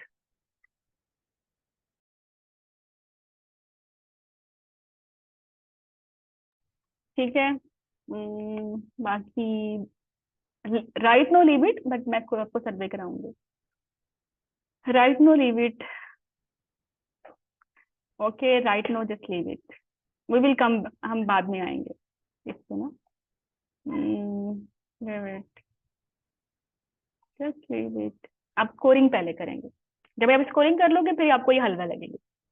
तो स्कोर कैसे करना है? स्कोर 4 या 4 से ज्यादा है, फर्स्ट ट्राइमेस्टर से स्टार्ट करनी है इसको एंटीकोगुलेशन, और 6 वीक्स पोस्टनेटल तक देनी है। स्कोर अगर 3, ठीक है 3 है, 3 से ज्यादा नहीं है, 3 से ज्यादा है तो फिर तो 4 है, ठीक है। अगर 3 है तो फिर 28 वीक पे कंसीडर करनी है, और रिकमेंडेड है 6 वीक्स पोस्ट नेटल। ये भी बहुत इशू बन जाते हैं इस चीज के भी। अगर मैं आपसे कहूँ ना कि एक पेशेंट जिसको प्रोटीन सी डेफिशिएंसी है, उसको रिकमेंडेड है 28 वीक्स पे और कंसिडर करें 6 वीक्स, और दूसरी मैं ऑप्शन दूं आपको, कंसिडर करें 28 वीक पे और रिकमेंडेड है 6 वीक्स पे, बात तो एक ही है ना? लेकिन नहीं है एक बात कंसीडर 28 पे करना, रिकमेंडेड 6 वीक्स है, ठीक है। और स्पेसिफिकली व्हेन प्लेइंग विद ईएमक्यूज दिमाग खराब हो जाता है ये कंसीडर और रिकमेंडेड का। आप कहते हो यार तो फर्क क्या है, पहले वो 28 है अभी 6 वीक्स पे है, चल क्या रहा है, ये फर्क होता है। अगर स्कोर 3 है तो कंसीडर एंटीनेटल है, क्योंकि एंटीनेटल रिस्क एम्बोलिज्म का कम है, परफ्यूरियम में बहुत ज्यादा है, इसलिए कंसीडर फ्रॉम 28 इन प्रेगनेंसी और recommended after puerperium. It's clear? यहाँ कोई मसला है इस पॉइंट पे? हेलो शुबाना, सबा, दीना। हम्म, मसला है यस ऐसे लिखो ना नो ओके अच्छा, देखो मैंने बोला था 2 स्कोर याद कर लो। प्रेगनेंसी में है तो कुछ नहीं करना, बट अगर परफ्यूरियम में है तो फिर तो करना है कुछ, कितना क्या करना है, 10 डेज देनी है, ठीक है। अच्छा ये तो हो गया स्कोरिंग। दूसरी बात ये कि अगर एडमिट हो गई है हॉस्पिटल में, ये भी एक स्कोर है, ठीक है। अगर प्रोलॉन्ग एडमिशन है मोर देन 3 डेज का, या रीएडमिशन है टू हॉस्पिटल विद इन परफ्यूरियम, ये दिस इज वेरी इंपॉर्टेंट। पानी डाल लो। हाँ ठीक है, पानी साथ में। ओके तो सॉरी फॉर दिस। अब इसकी आवाजों से तो आप पूरे सेशन नहीं सुनते रहोगे we can't stop in. Okay तो हाँ वेयर वी वर, देखो अब ये तुम लोगों को मैंने असाइनमेंट तैयार की हुई है कुछ, मैंने स्कोरिंग के लिए ना, ठीक है। इसलिए फिर जब करके भेजोगे तो फिर इसलिए जरूरी है अभी देख लो फिर ना पूछना। तो प्रोलॉन्ग एडमिशन हुआ है मोर देन 3 डेज का, या रीएडमिशन हुआ है इन परफ्यूरियम, ठीक है, तो आपने क्या देना है, थ्रोम्बोप्रोफाइलेक्सिस, भूल ही जाना है इसको। For patient with an identified bleeding risk, the balance of risk of bleeding and thrombosis should be discussed in consultation with hematologists who are experts in this, ठीक है। अगर मैं कहूँ एक पेशेंट को तो भाई एपीएच का रिस्क है और उसको साथ में एंटीथ्रोम्बिन 3 डेफिशिएंसी भी है, अब तो आगे कुआं और पीछे खाई, दोगे एंटी कोगुलेशन तो एपीएच से मरेगी, और नहीं दोगे तो थ्रोम्बोम्बोलिज्म से मरेगी, तो इसको अपने हाथ में लेना ही क्यों है? वाई डिस्कस रेफर, ये है ना हेमाटोलॉजिस्ट, ये they will decide. Hmm, okay इनकी स्कोरिंग आ रही है फिर आपको इजी लगेगा। अभी अभी जस्ट इसको रीड कर लो ना। अच्छा end of at the end of the session अगर कोई क्वेरी हो फिर बताना, अभी तो बहुत सारी क्वेरीज आई नो। ओके तो सी कुछ चीजें हैं वेरी हाई रिस्क, कुछ चीजें हैं हाई रिस्क, और कुछ चीजें हैं इंटरमीडिएट रिस्क, ठीक है। वेरी हाई रिस्क केसेस कौन से होते हैं? जो प्रेगनेंसी से पहले ही वेरफ्रिन खा रहे होते हैं लॉन्ग टर्म, या उनको एंटीथ्रोम्बिन 3 डेफिशिएंसी है, या उनको एपीएलएफ के साथ थ्रोम्बोम्बोलिज्म हो चुका है। एंटीथ्रोम्बिन 3 डेफिशिएंसी विदाउट थ्रोम्बोम्बोलिज्म भी वेरी हाई रिस्क है, मतलब एसिम्टोमेटिक भी हाई रिस्क है, जबकि एपीएलएस विद वीटी हाई रिस्क है। तो इन हाई रिस्क में क्या करना है, प्रेगनेंसी में भी देना है और 6 वीक्स भी देना है। अब हाई रिस्क पे आ जाओ। हाई रिस्क में, हाई रिस्क कौन से होते हैं? जिनको थ्रोम्बोम्बोलिज्म हुआ हो लेकिन उसकी रीजन सर्जरी ना हो, क्योंकि अगर उसकी रीजन सर्जरी है तो उसको फिर हम 28 वीक से देते हैं।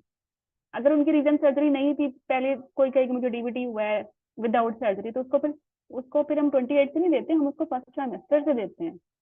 तो ये जो हाई रिस्क पेशेंट हैं, ये वो पेशेंट है जिनको एनी प्रीवियस पीटी हुआ है विदाउट सर्जरी, उनको भी प्रेगनेंसी में देना और 6 वीक्स देना है। तो फिर वेरी हाई रिस्क और हाई रिस्क में फर्क ही क्या है?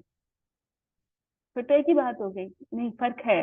वेरी हाई रिस्क वालों को जो हेपरिन दी है वो ज्यादा डोज में दी है, फुल ट्रीटमेंट दी है, या प्रोफेलेक्टिक डोज का 75% तक दिया है, जबकि हाई रिस्क वालों को सिर्फ प्रोफेलेक्टिक दिया है। This is the difference. अब आ जाओ इंटरमीडिएट रिस्क पे। इंटरमीडिएट रिस्क ये है कि मेजर सर्जरी की वजह से थ्रोम्बोएम्बोलिज्म हुआ, ठीक है, या हाई रिस्क एसिम्प्टोमेटिक थ्रोम्बोफीलिया था, लेकिन वेरी हाई रिस्क नहीं था। वेरी हाई रिस्क सिर्फ यही है, एंटीथ्रोम्बिन 3 डेफिशिएंसी, ठीक है। हाई रिस्क में आ जाते हैं protein C, S, factor 5 Leiden and homozygous compound, ठीक है, ये सारे हाई रिस्क हैं, but they are not very high risk. तो ये जो थ्रोम्बोफीलियाज हैं हाई रिस्क, ये फार थ्रोम्बोफीलिया पर्सपेक्टिव तो ये हाई रिस्क हैं, लेकिन फार एंटीकोagulation दे आर इंटरमीडिएट रिस्क। इसलिए इनको, इनका स्कोर 3 है और उनको 28 वीक से स्टार्ट करना है और 6 वीक्स तक देना है। तो पोस्ट नेटल पर पीरियम तो सब में 6 वीक्स है, बट डिफरेंसेस हैं कुछ कुछ। Try to understand it. Very high risk में डोज ज्यादा है, हाई रिस्क में डोज प्रोफाइलेक्टिक है, दोनों में फर्स्ट ट्राइमेस्टर से टिल 6 वीक्स है, ठीक है। इंटरमीडिएट में डोज भी प्रोफाइलेक्टिक है और दे भी थ्रू आउट प्रेगनेंसी नहीं रहे, बल्कि 28 से दे रहे हैं। चाहे 28 पे दिया चाहे फर्स्ट ट्राइमेस्टर में दिया, दे तो दिया ना। ये एक इंडिकेशन है in itself to give 6 weeks postnatal. Now clear? अगर अब अगर इस टेबल के बाद तुम पढ़ोगे ना जीटीजी, फिर वो तुम्हें समझ आएगी, वरना ऐसे ही उड़ते रहोगे। This table is very very important.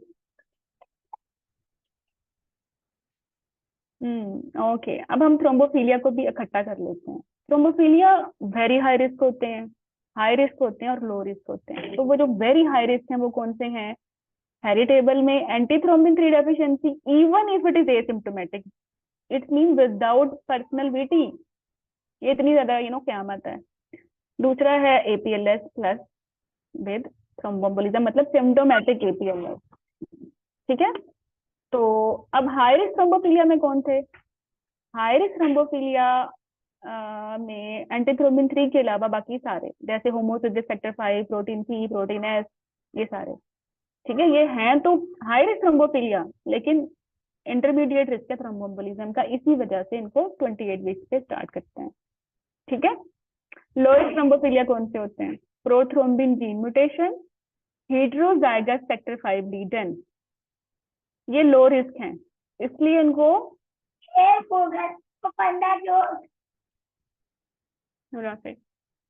अच्छा, तो क्या करना है इनको? क्या करना है इनको? 10 डेज देना है राफिनो, just एक मिनट।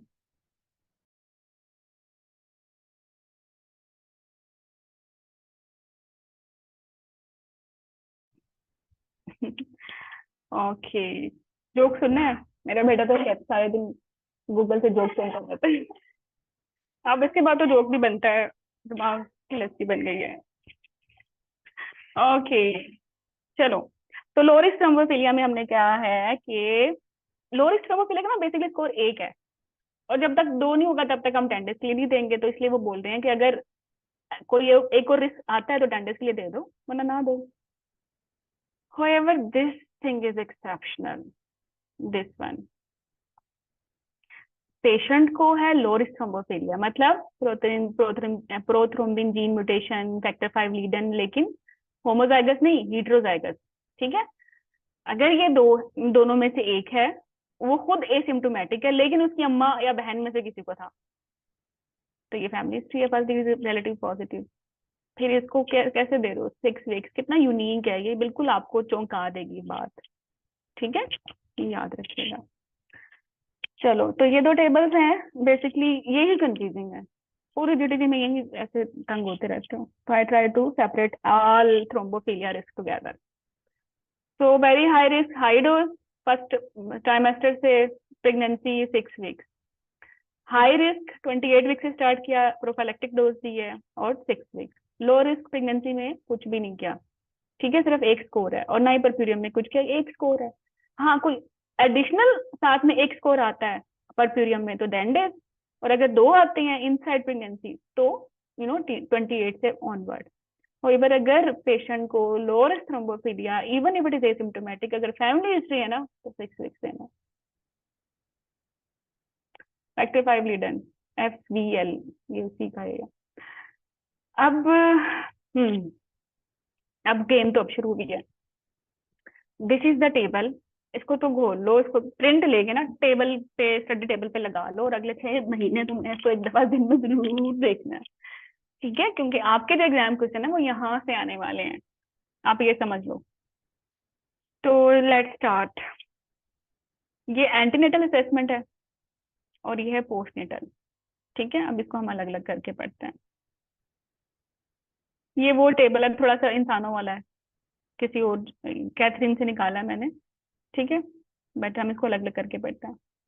हम पहले पढ़ते हैं एंटीनेटर, ठीक है? Any previous VTE non major surgery, ठीक है?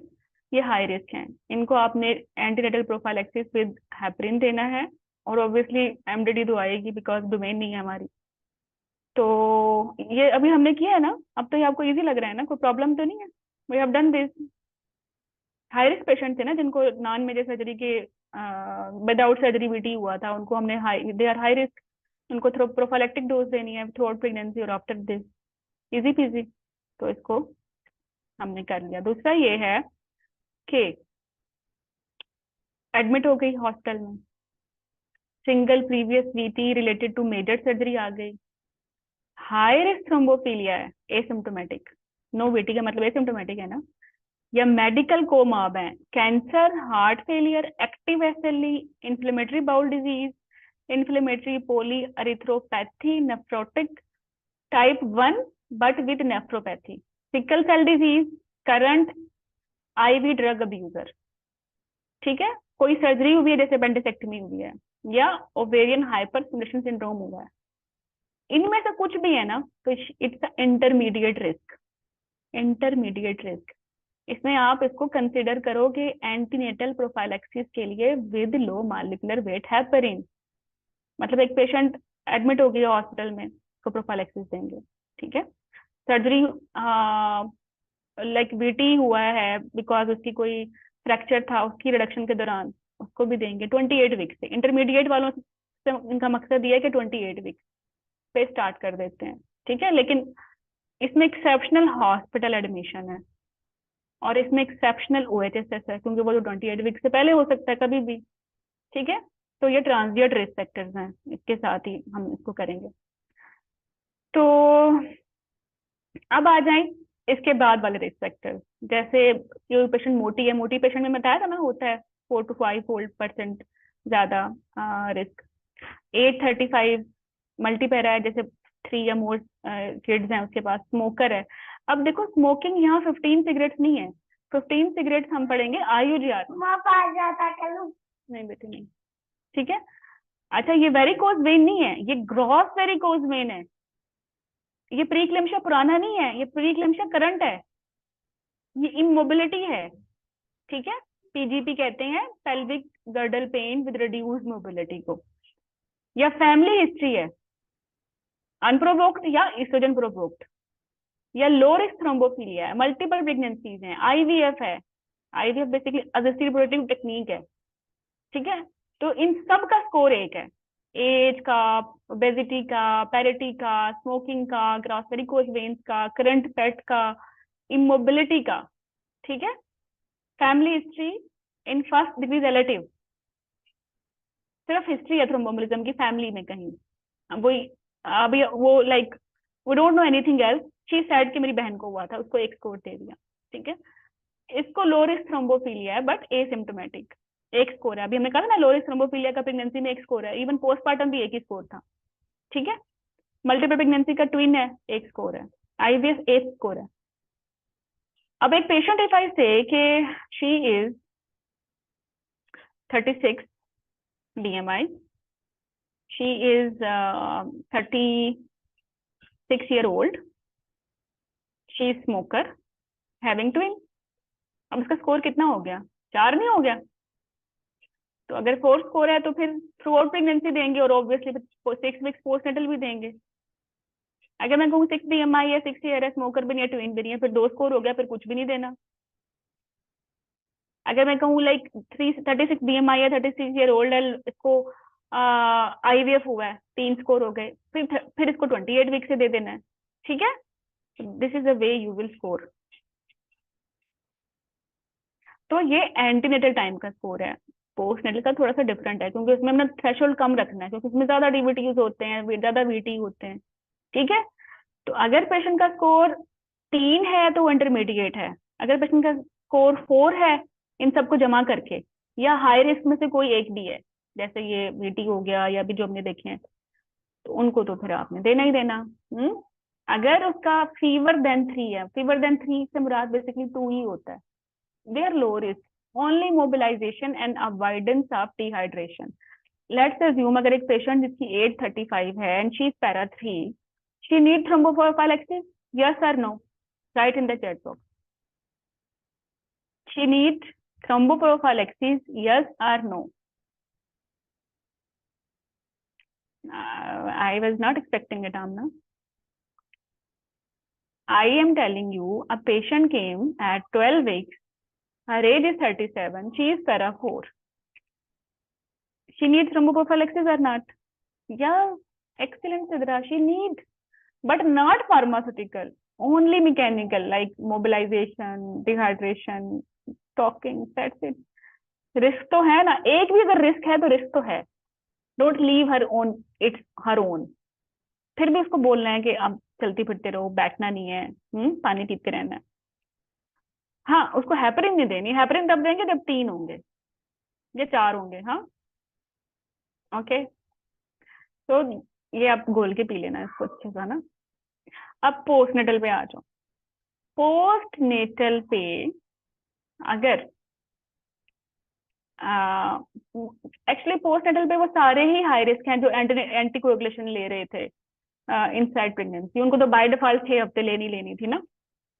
तो 10 डेज वाले जो हैं हम उनको इंटरमीडिएट रिस्क कहते हैं। वो कौन से हैं? BMI 40 या class 3 obesity, caesarean section in labour. अब यहाँ लिखा हुआ है caesarean section in labour. Basically इनको ऐसा लिखना चाहिए कि इमरजेंसी सिजेरियन सेक्शन, बिकॉज अगर एक पेशेंट का इमरजेंसी सेक्शन हुआ है विदाउट लेबर, उसका भी स्कोर 2 है। ठीक है, सिर्फ इलेक्टिव सेक्शन का स्कोर बनना है। तो ये कंफ्यूजिंग है, काफी बच्चे सिर्फ लेबर वालों को स्कोर 2 दे के आते हैं, रिस्पेक्टिव ऑफ द लेबर और नॉट। अगर इमरजेंसी सेक्शन हुआ है तो स्कोर 2 ही है। ओके, अच्छा बाकी अभी हमने ना एंटीनेटल में देखा था एडमिशन का स्कोर 1 था, लेकिन परप्यूरियम में अगर रीएडमिशन हुआ है, ठीक है, या प्रोलॉन्ग एडमिशन है मोर देन 3 डेज का, इसका स्कोर 2 है, सेम ही है score. This is difference. Any surgical procedure in the puerperium except immediate repair of the perineum, जैसे एपिजार्ट में रिपेयर कर दी, वो नहीं लेंगे, हम काउंट करेंगे। बट इसके अलावा एक पेशेंट को लाइक परप्यूरियम में टार्जन हो गई, तो फिर क्या करेंगे उसका?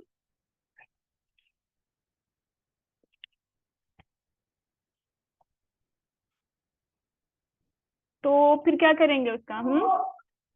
उसको 10 डेज के लिए देना है। ठीक है, अच्छा ये चीज बड़ी इंपॉर्टेंट है। If persistent or more than 3 risk factor, consider extending thromboprophylaxis with low molecular weight heparin. और ये आपके एग्जाम क्वेश्चन है बेसिकली। यहाँ भी इन्होंने, इनको चाहिए कोई ढंग की टेबल बनाते हैं। एक तो यहाँ घपला किया है जहाँ तुम लोग तंग होते हो, और दूसरा घपला इधर किया हुआ है।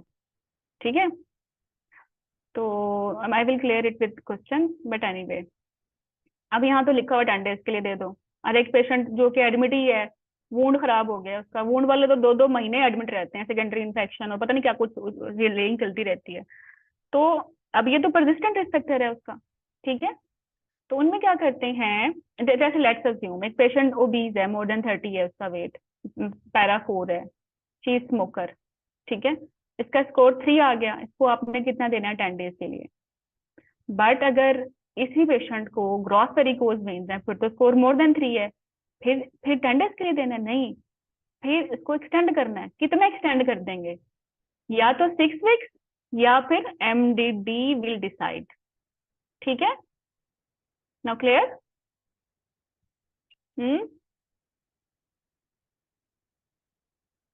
चलो गुड। तो ये स्कोरिंग एक्चुअली रट्टा मारना तो इजी है, लेकिन ये चीजें इवन रट्टे में भी लिखी हुई, दैट्स वाई एडिशनल इनको लिख लो। बाकी परप्यूरियम में तो फिर टू का मतलब है देनी देनी। ठीक है, इनमें से कोई एक था, इस कॉलम में से कोई एक था तो 10 डेज के लिए दे दी।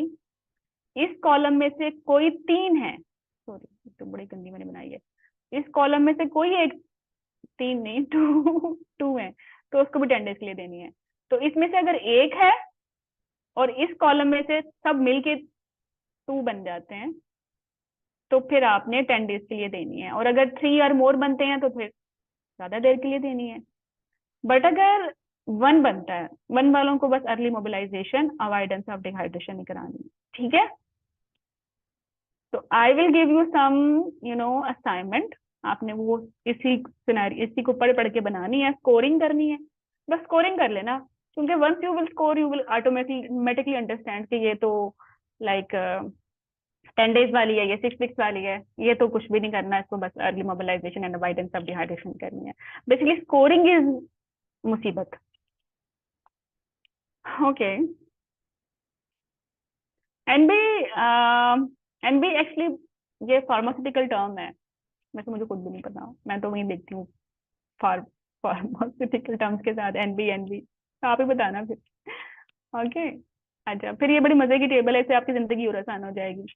जैसे प्रीवियस वीटी है, मतलब सर्जरी के अलावा कोर 4 डायरेक्टली इसी का ही है, अकेले इसका आपने फर्स्ट सेमेस्टर में भी देनी है, 6 वीक्स भी देनी है। Previous provoked by surgery 3 score है, 28 पे देनी है और फिर 6 वीक्स देनी है।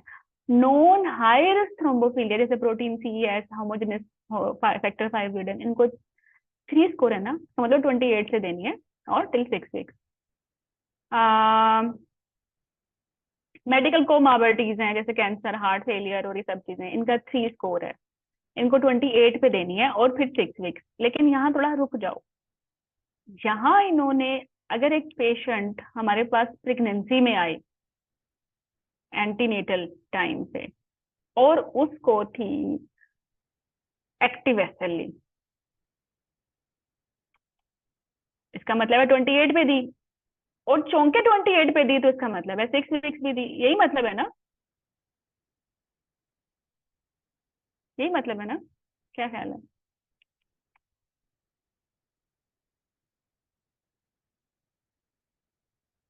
हाँ, इसका यही मतलब है, 3 स्कोर का मतलब यही है। ठीक है, अब जरा पीछे आओ और इधर देखो, हमारी इधर असेसमेंट में इधर क्या चल रहा है।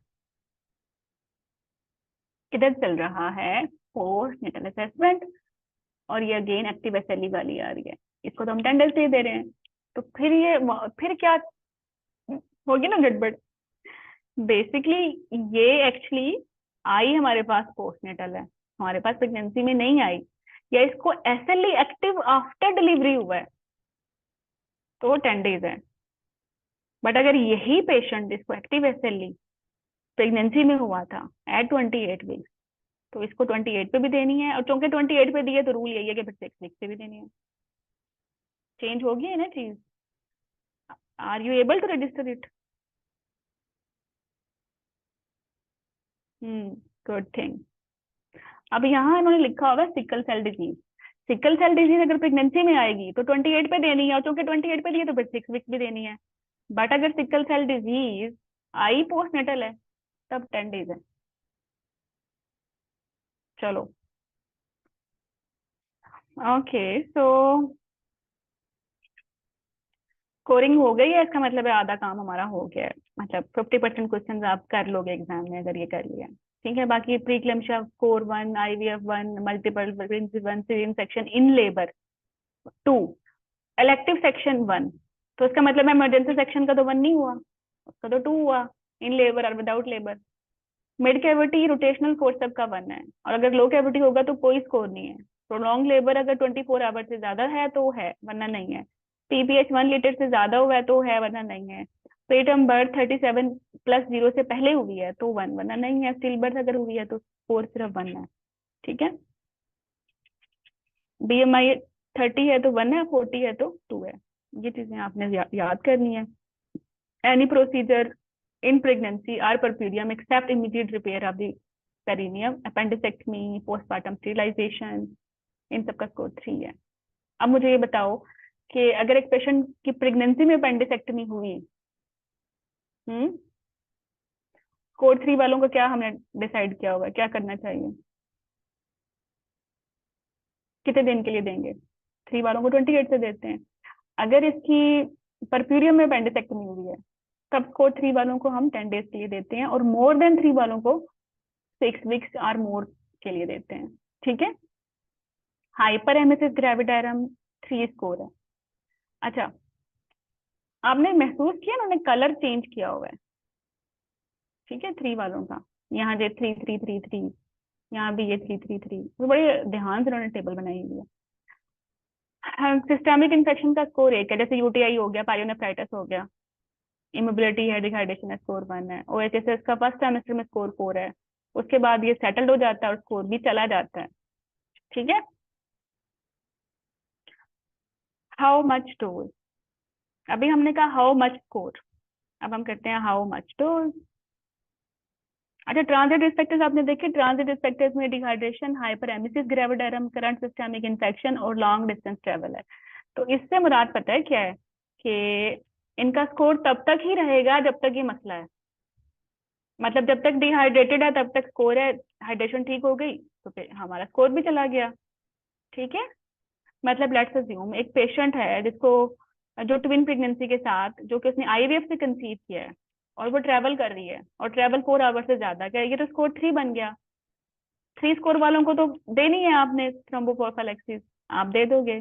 जैसे ही ट्रैवल करके उतरेगी स्कोर अगेन 2 हो गया, 2 वालों को तो नहीं देनी। This is like this. तो ट्रांजिट रिस्क फैक्टर्स वालों में 28 का वेट नहीं करना, जब तक वो फैक्टर प्रेगनेंसी में डेवलप हुआ आप उसको दे दो, और जैसे ही वो चला गया आप बंद कर दो। तो ये एक अनदर एक्सेप्शन है। बाकी अब मैं हम थोड़ा सा असाइनमेंट कराती हूँ, जस्ट होल्ड ऑन।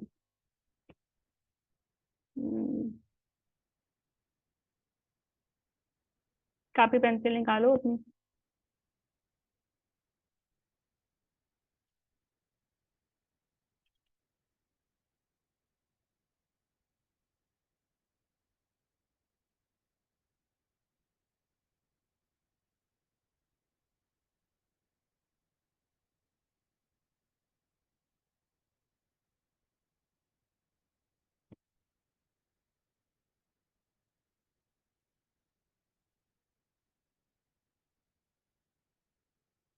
निकाल ली है? हम्म। चलो।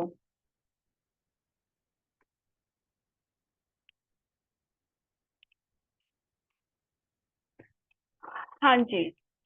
प्राइमिक रेवडा 31-year-old at 26 weeks traveled by air which is 4 hours long. How much score?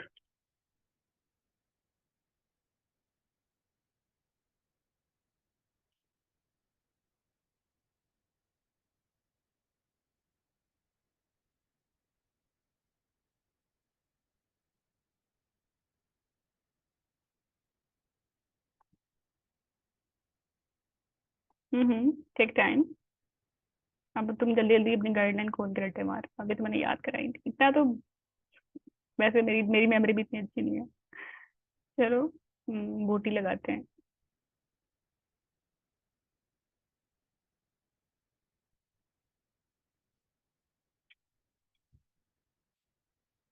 तो मैंने आपको बोला था, अब नजर आ गई है बूटी?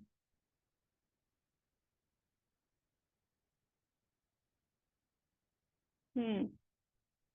ये है बूटी। ओके। चलो,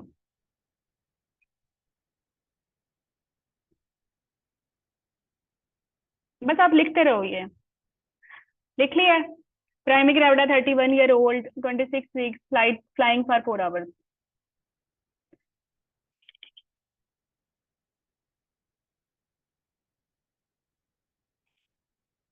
31 का स्कोर कोई भी नहीं होता, प्राइमरी ग्रेविडा का स्कोर कोई भी नहीं होता।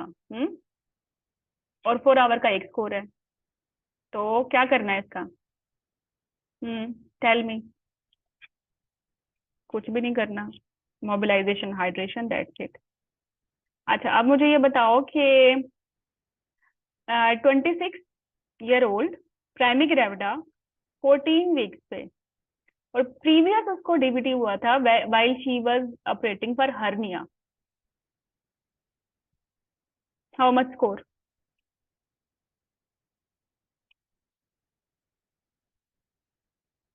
How much score? 26 का कुछ भी नहीं, प्राइमरी ग्रेविडा का कुछ भी नहीं, 14 वीक्स का भी कुछ भी नहीं, previous DVT due to surgery, score score 3। अब इसको क्या करेंगे, 14 वीक्स पे देंगे? नहीं, कब देंगे? 28 वीक्स पे, till 6 weeks. Okay, third one, 23 year old old patient, thromboembolism उसको हुआ था because of anti thrombin 3 deficiency. अब वो 10 वीक्स पे आई है। पहले तो मुझे बताओ स्कोर क्या है इसका?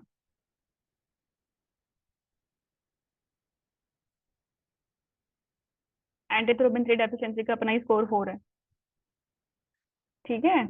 अब इसको फिर क्या देंगे? इसको देंगे अभी 10 वीक्स तो ही देंगे, बल्कि आइडियली जब ये कंफर्म हुई थी प्रेगनेंसी तभी देना चाहिए था, और 6 वीक्स देंगे। और डोज, क्योंकि एंटी थ्रोम्बिन 3 डेफिशिएंसी है, अब मुझे बताओ डोज इसकी प्रोफाइलेक्टिक है या हाई डोज है? High dose, excellent Sidra, therapeutic है, बल्कि high dose therapeutic, near therapeutic, full. Okay, अब next is that 23 year old patient 10 weeks है, फैमिली एंड पर्सनल हिस्ट्री है इसको एंटी थ्रोम्बिन 3 डेफिशिएंसी की। वही सेम हालात है इसके, चलो छोड़ो। 23 ईयर ओल्ड पेशेंट 10 वीक्स पे है, और शी इज हैविंग एपीएलएस। एपीएलएस का क्या स्कोर है? This is important. एपीएलएस का स्कोर 1 है, और ये प्राइमरी ग्रेविडा कोई बैड ऑब्स हिस्ट्री भी नहीं है, तो उसको कुछ भी नहीं देना, नथिंग। अब इसी क्वेश्चन में अगर ये ग्रेविडा 0, ग्रेविडा नहीं, पैरा 0, 3 मिसकैरेजेस हैं because of APLS, because of APLS, but she is not having VT. How much score?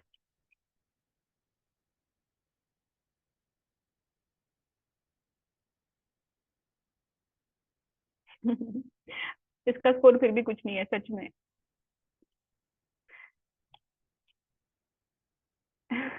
क्योंकि ना इसको रिकरेंट प्रेगनेंसी लासिस में देंगे तो सही, लो मालिक्यूलर वेट हेपरिन और लोप्रिन भी देनी पड़ेगी, लेकिन इसलिए नहीं दे रहे कि थ्रोम्बोम्बोलिज्म का स्कोर है इसका कोई 4, इसलिए दे रहे हैं कि प्लेसेंटल फंक्शन इंप्रूव हो जाएगा, बैड आउट प्रेगनेंसी की वजह से दे रहे हैं, थ्रोम्बोम्बोलिज्म की वजह से थोड़ी ना दे रहे। तो ऐसी पेशेंट जिसको एपीएलएस के साथ बैड ऑब्स की हिस्ट्री है उसको हम देंगे ऑब्वियसली, जैसे ही प्रेगनेंसी पॉजिटिव होगी हेपरिन भी प्रोफाइलेक्टिक देंगे, हाई डोज नहीं देंगे क्योंकि कौन सा आदमी बेटी है, ना बेटी के लिए देख रहे। और लोप्रिन भी देंगे, और ये यूनिक केस है, लोप्रिन तो पहले कभी भी नहीं दी किसी भी थ्रोम्बोम्बोलिज्म की प्रोफाइलेक्सिस में, बट यहाँ तो हम दे ही नहीं रहे थ्रोम्बोम्बोलिज्म का प्रोफाइलेक्सिस, हम तो प्लेसेंटल फंक्शन के लिए दे रहे हैं, इसलिए इसको थ्रू आउट प्रेगनेंसी देंगे। अब मुझे ये बताओ, क्या जब ये डिलीवर हो जाएगी, because she has use through out pregnancy heparin, इसको 6 वीक्स देनी चाहिए एंटी कोएगुलेशन? एपीएलएस का अपना स्कोर तो 1 था, नहीं देनी, स्टॉप इट। ओके गुड, चलो नेक्स्ट। 23 वीक्स पे पेशेंट आई है पल्मोनरी एम्बोलिज्म के साथ, हो गया पल्मोनरी एम्बोलिज्म 23 वीक्स पे, but is your strategy? Score तो है ही नहीं, ये तो थेराप्यूटिक काम हो गया ना, स्कोर गोली मारो, अब स्कोरिंग तो प्रोफाइलेक्सिस में था, अब इसको हम देंगे थेराप्यूटिक लो माइलेज में हेपरिन, ठीक है। थिंग इज दैट के ये थेराप्यूटिक डोज कब तक देंगे, थ्रू आउट प्रेगनेंसी या सिर्फ 3 मंथ तक?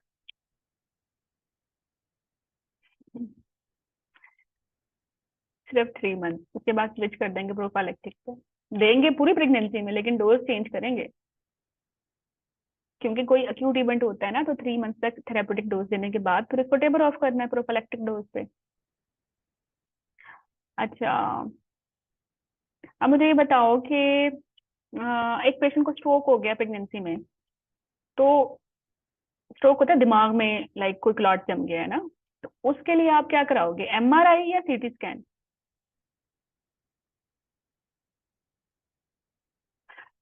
प्रेगनेंसी में नो सीटी, एमआरआई। होएवर स्ट्रोक की जो रैपिड इमेजिंग है नॉन प्रेग्नेंट पेशेंट में, वो सीटी है नॉन कंट्रास्ट। एग्जाम क्वेश्चन है आप लोगों का। अच्छा, एक पेशेंट है पोस्ट नेटल, वो मेस्टाइटिस की वजह से उसका रीएडमिशन हो गया।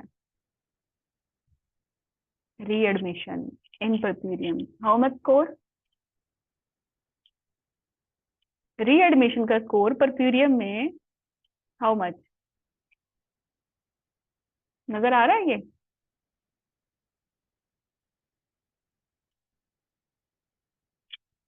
रीएडमिशन, रीएडमिशन तो हो गया मेस्टाइटिस से, तो ये तो इंटरमीडिएट अटेंडेंस नहीं हो गया। चलो, तो 10 डेज के लिए देंगे। बाकी हाँ, स्कोरिंग बस काफी होगी तुम लोगों की, अच्छी है असाइनमेंट। आ चलो अब डोज कर लेते हैं। हम्म, कर लें डोज? देखा तुम लोगों को याद भी हो गया ये।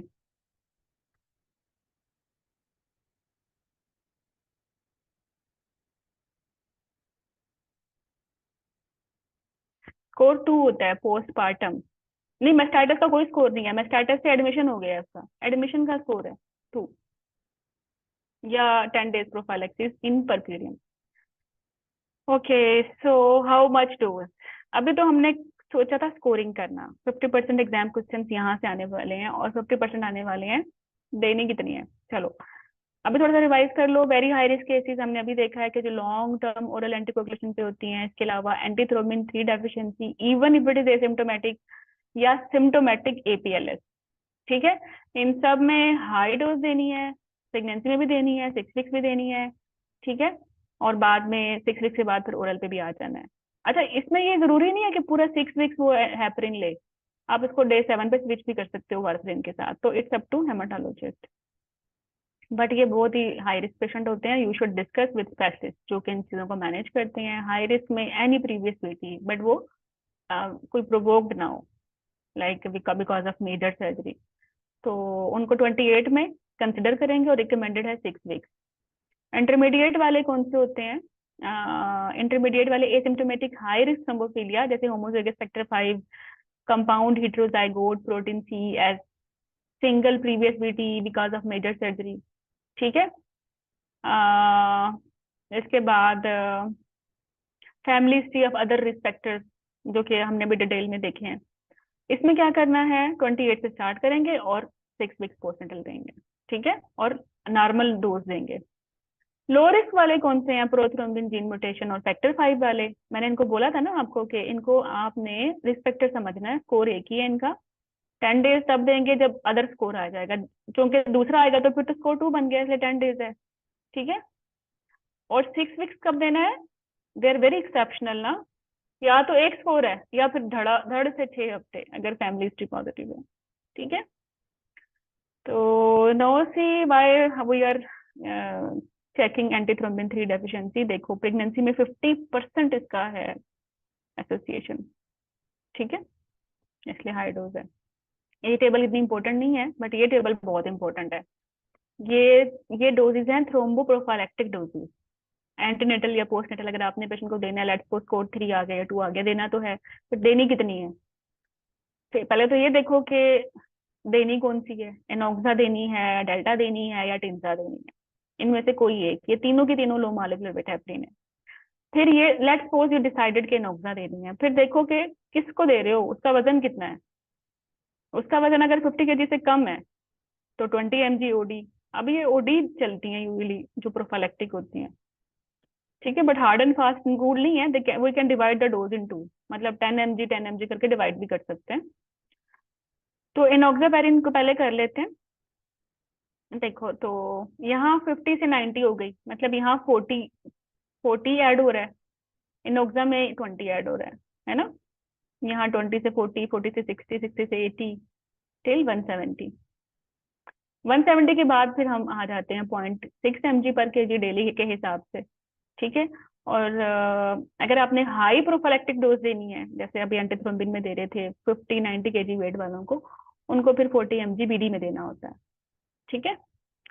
अच्छा, फिर डेल्टा पेरिन पे आ जाओ। डेल्टा पेरिन में यहाँ तो 40-40 से ज्यादा हो रहा है ना, नीचे की तरफ अगर हम जाएं टिल 170। और डेल्टा पेरिन में ये 250 है, तो 5000 डबल अप हो गया ना। मतलब इसमें 25 ऐड किए 50, 50 में 25 ऐड किए 75, इसमें 25 ऐड किए 1 लाख। Easy PG. टिंजा कैसे ऐड करनी है? ये 35 है और ये 70 है, मतलब एक स्किप करके इसको स्किप करो तो ये इसका डबल हो गया। फिर 45 का डबल किया 90, आप इसको स्किप कर दो तो ये डोज याद हो गई। याद करनी पड़ेगी। ठीक है, इम्पोर्टेंट है। तो कैसे याद कर सकते हो? यहाँ से 40 ऐड जमा करना है, इनॉक्सा में नीचे की तरफ 20-20 ऐड करते रहे, डेल्टा वेरिन में 25 ऐड करते रहे, टिंजा में डबल अप करते रहे 1-1 स्किप करके। ठीक है। एग्जाम क्वेश्चन यही है कि लेट सपोज यूजुअली इस रेंज में देते हैं वो 95 kg वेट है, तो आप इनॉक्सा कितनी दोगे? 60 mg OD या 30 mg BD? Okay. 7500 OD delta और 7000 OD टिंजा। ठीक है, ये टेबल 2-3 दफा हाथ से निकालोगे याद हो जाएगा, no worry, it's doable. Therapeutic थोड़ी डिफरेंट है और थोड़ी ज्यादा डोज में देनी होती है। हमने डिसाइड नहीं करना, they will give us in exam कि आपने टिंजा देनी है तो हमें बता दो कितनी दोगे, इसका वेट है 60 kg, हम बता देंगे। हम्म। ओके, थेराप्यूटिक में तो फिर ज्यादा डोज देनी होगी। ठीक है। 50 है इसमें। इसमें अब पहले तो प्रोफिलेक्टिक में 40-40 में वेट ऐड कर रहे थे ना, यहाँ 20-20 ऐड करना है। 50, 70, 90, 109, 125 और मोर देन 125, वहाँ वन मोर देन 170 तक गए थे। यहाँ 20 ऐड कर रहे हैं, यहाँ 125 तक गए हैं। इनोक्सा देनी है तो क्या करना है? 40 mg, इसमें 20 ऐड करो 60, इसमें 20 ऐड करो 80, 20 ऐड करो 100, 20 ऐड करो 120। 125 के जैसे वेट ज्यादा है तो डिस्कस कर लो। तो ये इसकी ओडी, इसकी बीडी डोज है, क्योंकि थेराप्यूटिक है ना, थेराप्यूटिक है। इनोक्सापेरिन को क्लेक्सेन भी बोलते हैं। या अगर आप चाहते हो कि पेशेंट डबल इंजेक्शन नहीं ले सकता तो आप उसको ओडी में भी दे दो। 60 दे दो, 30 जमा करो तो 90, उसमें 30 जमा करो 120, उसमें 30 जमा करो 170, 150, उसमें 30 जमा करो तो 180। तो अगर ओडी में देना है तो आपने 30-30 ऐड करते रहना है। अगर अगर लाइक बीडी में देना है तो 20-20 ऐड करते रहो इनॉक्सापेरिन में। तो ये याद होने वाली है। इट्स योर अंडरस्टैंडिंग कि आप इसको कैसे रिलेट करते हो। तो ये ऐसे 2-3 दफा हाथ से निकालोगे याद हो जाएगी। This is for enoxaparin. Therapeutic dose अब हम बात करते हैं। लाइक ये प्लस प्लस 20 ऐड किया है। अगर बीडी डोज है 20 ऐड करो, और अगर ओडी है तो 30, मैं पहले ही बता चुकी हूँ। और ये एग्जाम्पल भी है कि एक पेशेंट है जिसको डीबीटी हो गया, अब तो थेराप्यूटिक देनी है, 23 पे हो गया, अब तो देनी है, चाहे 23 पे हो चाहे 3 वीक पे हो, थेराप्यूटिक ही देनी है। वेट 70 है, तो 70 वेट वाला यहाँ आएगा ना। इसको 80 mg देंगे ओडी में या 120 mg देंगे? 80 mg देंगे बीडी में या 120 देंगे ओडी में? और क्या देंगे? इनोक्सापेरिन। ठीक है, दिस इज अबाउट इनोक्सापेरिन। तो लेट्स सी फ्रेगमिन जिसको हम डेल्टापेरिन कहते हैं, या आइनोहोप जिसको हम टेंजापेरिन कहते हैं, उनकी डोज कैसे देनी होती है। तो एनीवे, थेराप्यूटिक डोजेस में हम एंटी टेनिस फैक्टर चेक करते हैं। इसके लिए 0.51 इंटरनेशनल यूनिट्स हैं 4 आवर के बाद जो पीक वैल्यू हमने मेंटेन करनी है। एपीटीटी की जो, अगर हमने अनफ्रैक्शनेटेड दी है तो 1.5 2.5 तक हमारा एम होता है। और अगर हमने वारफरिन दी है, जैसे हम देते हैं मेटेलिक वेल में, तो हमने 2 to 3 INR रखना होता है। Very very important. ओके, अब आ जाओ इनोक्सापेरिन या फ्रेगमिन पे। वेट तो वैसे ही +20 से हम चले जाएंगे नीचे। यहाँ 5 है, इसमें 10 जमा करो 6, यहाँ 10 करना है शुरू में। फिर क्या है? फिर 20-20 है, 60, 80, 20 ऐड हो गया ना, 80,000, 10 ऐड 20 ऐड हो गया ना 120। तो ये भी कोई ना कोई सीक्वेंस पैटर्न तो है ना, रटा तो नहीं है। यहाँ 10 करना है और बाकी सब में आपने 20 ऐड करना है। यहाँ भी 20, यहाँ भी 20, और यहाँ आपने सिर्फ 10 ऐड करना है। तो आपकी फ्रैगमेंट तैयार है। ओके, चलो नेक्स्ट। ये यहाँ 20 से हम जा रहे हैं। शुरू में सिर्फ हमने 10 जमा किया, बाकी हम 20 जमा करेंगे। ठीक है, तो लेट्स अज्यूम कि हमारे पास 70 केजी का बंदा है या बंदी है, 23 वीक्स पे आ गई, या डीवीटी भी खैर से उसको हो गया। अब 70 केजी वाला तो उधर है ना, इसका मतलब है कि इसको हम इनोक्सापेरिन 80 mg/d बनता है, ठीक है, और ओडी में 120 बनेगा। और अगर हम डेल्टा देते हैं इसको तो 8000 ओडी में बनेगा, या 16,000 इसको ये बीडी में और ये ओडी में बन जाएगा। ये 800 नहीं है, इसको ठीक कर लो भाई, ये जीरो बड़ा इंपॉर्टेंट है।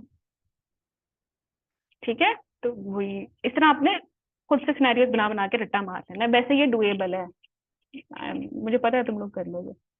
टिल्जा इजी है, उसमें कुछ भी नहीं है। थेरेपेटिक डोज 175 पर केजी वंस डेली है, दैट्स इट।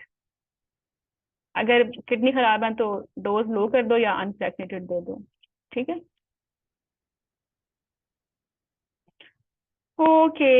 अच्छा, अभी तो हमने लो मार्केट हेपरिन देखी। अब एक एक पेशेंट है जिसको लो मार्केट हेपरिन की कॉन्ट्राइंडिकेशन है, दे नहीं सकते, या बड़ा इजी रिवर्ट करना है, टर्म पे डीवीटी हो गया, मैसिव थ्रोम्बोएम्बोलिज्म हो गया, अब उसको देनी ही हमने वो है अनफ्रैक्शनेटेड। तो फिर उसको कैसे देना है?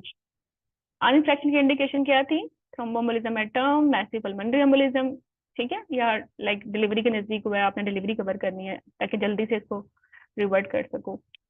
तो हमारा एम था 1.5 से 2.5। अगर 1 से 2.5 तक एपीटीटी हमारी रेशियो मेंटेन रहती है तो ना तो एडिशनल एक्शन लेना और ना ही रीबोनस देना, सिर्फ 24 आवर के बाद दोबारा एपीटीटी करना है, because it's emergency case, therapeutic dose जो दे रहे हैं। अगर ज्यादा ही खून पतला कर दिया तो फिर जो मेंटेनेंस डोज है उसमें से -2 निकाल दो। अगर कितना 2.5 से 30 तक, अगर उससे भी ज्यादा पतला कर दिया तो फिर डोज ज्यादा निकालनी पड़ेगी, कम करनी पड़ेगी ना, -3 यूनिट्स निकालने पड़ेंगे। ठीक है, and I know it is difficult but with example it will be easy. Just imagine कि एक पेशेंट है जिसको अनफ्रैक्शनेटेड हेपरिन आपने स्टार्ट कराई, और उसकी एपिडिटी जो कि हमें चाहिए थी 1.5 से 2.5 के दौरान, लेकिन वो नहीं मिली, वो 1.3 है। इसका मतलब है ब्लड अभी भी थिक है। तो हमें हमें इस मकसद को अचीव करने के लिए कितने यूनिट्स इसमें ऐड करने पड़ेंगे? अगर वो 18 ले रही है तो 20 बन जाएंगे ना, +2 यूनिट्स ऐड करेंगे, और इसको रीबोलस भी देना पड़ेगा 40 का। और इसका नेक्स्ट एपिडिटी 24 घंटे के बाद नहीं होगा बल्कि 6 घंटे बाद होगा। सिर्फ नॉर्मल में 24 घंटे के बाद होता है। अब नॉर्मल है कुछ भी, चाहे टुवर्ड्स एक्सट्रीम साइज, ठीक आर थिन, आपने नेक्स्ट एपिडिटी 6 घंटे बाद ही करना होता है, ये तो इजी है। ठीक है, तो सी अभी रुके इसको करें। तो हमने क्या करना है, एक पेशेंट जिसको अनफ्रैक्शनेटेड हेपरिन स्टार्ट कराई है उसको लोडिंग डोज 80 यूनिट की दी है, ठीक है, और 18 यूनिट पर केजी आवर पे इसको मेंटेन किया है। अगर उसने उससे पहले लोडिंग डोज लाइक किसी और थ्रोम्बोप्रोफिलैक्सिस रिसीव कर चुकी है तो फिर लोडिंग डोज नहीं देते, सिर्फ मेंटेनेंस देते हैं। ठीक है, एपिडिटी अनफ्रैक्शनेटेड हेपरिन स्टार्ट करने के बाद पहली दफा लोडिंग डोज के बाद हम करते हैं 4 से 6 घंटे बाद। अगर जब भी डोज चेंज करनी है तब भी 6 घंटे बाद करेंगे। अगर आपका ये ना आप एपिडिटी रेशियो 1.5 2.5 के दौरान मेंटेन हो गई तो फिर 24 घंटे बाद करना है। ठीक है, APDT monitoring of unfractionated heparin is technically problematic in late pregnancy when an apparent heparin resistance occurs because of increased fibrinogen and factor VIII। तो वो कहते हैं थोड़ा सा मुश्किल होता है टर्म पे बिकॉज ऑफ दिस इशू कि प्रेगनेंसी में कुछ चेंजिंग्स आ रही होती हैं उसकी वजह से, लेकिन हमने करनी है मेंटेन। ठीक है, तो जस्ट इसको भी छोड़ो। अभी एक एग्जांपल है, पेशेंट प्राइमरी ग्रेविडा 38 पे आई थी, एम्बोलिज्म हो गया, आपने इसको अनफ्रैक्शनेटेड स्टार्ट कर दी 18 यूनिट्स पे, 80 का बोलस भी दे दिया और 18 यूनिट्स मेंटेनेंस स्टार्ट कर दी, लेकिन उसका एपिडिटी जो 6 घंटे बाद किया वो 1.5 1.3 आ गया। हमें तो 1.5 से 2.5 तक चाहिए था। इसका मतलब अब जो ब्लड है अभी तक थिन है हमारी, सॉरी ब्लड जो है अभी तक थिक है, इसको दोबारा रिकरेंस हो जानी है थ्रोम्बोस्ट्रोक की, कोई और स्ट्रोक, कोई और एम्बोलिज्म बन जाएगा, तो हमें कितने यूनिट देने हैं, ऐसे तो मैं मुंह उठा के कितने भी यूनिट दे दें। तो we have a standard SOP for this, और वो भी हमने देखी है कि अगर नहीं मकसद अचीव होगा तो हम देखेंगे कितना एपीटीटी रेशियो है जो 6 घंटे बाद कराया। अगर वो 1.3 तक आता है तो 20 यूनिट्स देंगे और रीबोलस भी देंगे 40 का। तो इसमें ऑप्शन डी बनती है, रीबोलस 40 एंड 20 यूनिट्स पे इसको दे देंगे। अब इधर आ जाओ, अब इसको आप पढ़ो। No this thing will make sense. 1.3 1.2 1.5 के दरमियान में थी, 18 ले रही थी, अब 20 कर देंगे ज्यादा, ठीक है, रीबोलस भी 40 कर देंगे और नेक्स्ट एबिलिटी दोबारा 6 घंटे बाद देखेंगे। ठीक है, ये this is just one example, 2-3 example खुद से क्रिएट करनी है और इसको रट्टा मारना है। ठीक है, तो बाकी उन्होंने बताया है, बाकी इजी है, relax, we have covered our जो आके 10 क्वेश्चन आने हैं उसमें से 9 क्वेश्चन आप अगर इस तरीके से ही इस लेक्चर को लेके चलते हो you will do. Next are only reading, मैंने अगर फिल्टर क्यों लगाते हैं, ठीक है, वीडी कंफर्म हो जाए तो क्या करना है ये आप कर चुके हो। हम्म। हाँ, अभी मैंने आपको बताया था ना, ये सब चीजें कर चुके हैं। देखो अगर थ्रोम्बोम्बोलिज्म अर्ली प्रेगनेंसी में हो गया, लेट्स सपोज 8 वीक्स पे डीबीटी हो गया, तो थेरापेटिक डोज आपने 3 मंथ तक देनी है और उसके बाद डिक्रीज डोज करनी है।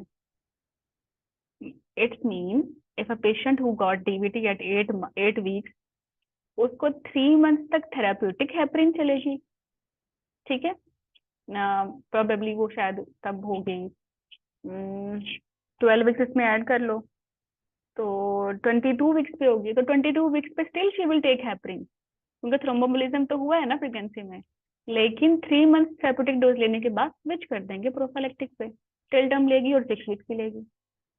अगर उसको परप्यूरियम में थ्रोम्बोम्बोलिज्म हुआ है तो फिर 3 मंथ पूरे करने हैं, बेसिकली 3 मंथ थेराप्यूटिक डोज के पूरे करने होते हैं अक्यूट इवेंट्स में। हाँ 20 वीक्स तक।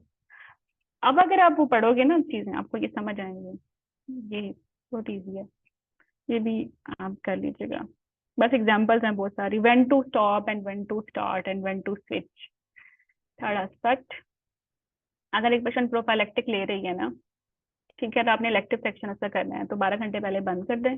एपिड्यूरल भी अगर साथ में दिया है, अगर जीए दिया है तो फिर तो फौरन की फौरन आफ्टर डिलीवरी आप उसको प्रोफाइलेक्टिक डोज दे सकते हैं, लेकिन अगर एपिड्यूरल दिया है तो एपिड्यूरल कैथेटर रिमूव करने के 4 घंटे बाद आप उसको प्रोफाइलेक्टिक डोज देंगे। ठीक है, प्रोफाइलेक्टिक डोज जारी थी, 12 घंटे के बाद सेक्शन कर दिया, जो कि आपने अंडर जीए किया है उसको एज सोन एज पॉसिबल दे दो सेकंड प्रोफाइलेक्टिक डोज। हाँ, थेरापेटिक डोज वालों को 24 घंटे पहले बिफोर बंद करना है इलेक्टिव सेक्शन के लिए, ठीक है। एपिड्यूरल अगर दिया है तो प्रोफाइलेक्टिक डोज उनको दोगे 4 घंटे बाद और थेरापेटिक डोज दोगे 8 से 12 आवर के बाद, दौरान 8 से 12 आवर के दौरान, ठीक है। और चूंकि ये थेरापेटिक है इसलिए इसने तो लॉन्ग टर्म वारफरिन भी लेनी है, तो वारफरिन आप डे 7 से स्टार्ट करोगे। तो ये वो सारी बातें हैं जो भी दिखाई हैं मैंने, कि stop prophylactic 12 hour, stop therapeutic 24 hour, stop unfractionated 6 hour before subcutaneous. Actually मैंने बोला था ना कि जो बहुत हाई रिस्क होते हैं जिनमें 24 आवर बिफोर बंद तो कर दी लो मार्केट हेपरिन, तो अब भी दिल धक धक तो कर रहा है ना कि थ्रोम्बोम्बोलिज्म ना हो जाए, तो फिर उनमें अनफ्रैक्शनेटेड देनी है। अगर आई भी देनी है तो 24 आवर पे ये स्टॉप करने के बाद ये कंटिन्यू कर दी, और इलेक्टिव सेक्शन के से 6 घंटे बिफोर ये भी बंद कर दी। IV will take 6 hour, subcutaneous you will take 12 hour, ठीक है। बाकी ये बातें आप कर चुके हो, यू नो दिस, ओके। बाकी अब एक स्टोरी है ये, ठीक है, स्टोरी क्या है ये, प्रोस्थेटिक वेल्व वाली आई थी हमारे पास, ये उसकी एक स्टोरी है बेचारी की। अब आपने मुझसे पूछा था ना कि कैसे स्विच करना है और कैसे, लाइक अगर प्रेगनेंसी में वारफरिन खा रही है तो फिर उसको हेपरिन पे कैसे स्विच करना है, और अगर हेपरिन ले रही है डिलीवरी के बाद उसको वारफरिन पे कैसे स्विच करना है। This is very important. अभी तो हमने देखा ना when to stop when to start, अब हम देख रहे हैं व्हेन टू स्विच। 36 वीक्स पे या 20 वीक्स बिफोर डिलीवरी। जैसे क्रीटा है, आपने 35 पे डिलीवर करना है, तो फिर वो 33 पे आपने उसको स्विच करना है हेपरिन को, ठीक है। Non bleeding Creta. अच्छा, तो बस, लेकिन आपने उसको फिर एडमिट करना है, हॉस्पिटल में एडमिट करना है। वारफरिन तो वो ले ही रही है, वारफरिन भी ले रही है, ठीक है। तो फिर आप उसको कैसे स्विच कर रहे हो, you will stop warfarin. Warfarin के स्टॉप करने के 24 घंटे के बाद यू विल स्टार्ट हेपरिन, क्योंकि 24 घंटे तक वारफरिन ने ब्लड में रहना है, लॉन्ग एक्टिंग है ना। क्योंकि ये वारफरिन वाली पेशेंट है, इसमें थेरेप्यूटिक ही देते हैं, तो ट्वाइस डेली रेजीम पे इसको डाल देंगे अकॉर्डिंग टू इट्स वेट, जो भी हमने देखा था, ठीक है, जो इसका रिसेंट वेट था। अब ये तो पेशेंट हाई रिस्क है, हाई रिस्क पेशेंट में तो एंटी टेनिक फैक्टर भी देखना है। Before injection it should be more than 0.6, after injection 0.1, sorry 1 से 1.2 तक हमने इसको पीक वैल्यूज इसकी रखनी है, ठीक है। और जब तक अचीव नहीं हो जाती तब तक वंस डेली करेंगे, और जब अचीव हो जाएगा ये हमारे पास तो फिर वीकली पे आ जाएंगे। आई रिपीट, वारफरिन हम देते हैं ओनली मेटेलिक हार्ट वेल्व में, लेकिन इसका मतलब ये नहीं कि वो वारफरिन लेती रहेगी, वारफरिन भी स्टॉप करने हैं 36 पे। ये अमल हॉस्पिटल में होगा।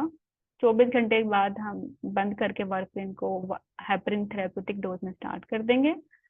कैलकुलेट करेंगे इसकी dose according to her most recent weight, टेंजा ले रही है, डेल्टा ले रही है, नॉक्सिलिन ले रही है, वट, ये वैल्यूज बिफोर इंजेक्शन और 4 घंटे के बाद वाली मेंटेन करेंगे। जब तक मेंटेन नहीं हो जाती डेली आईएनआर करेंगे, sorry daily anti tannic factor देखेंगे, और जैसे ही मेंटेन हो जाएंगी तो फिर वीकली पे आ जाएंगे, ठीक है।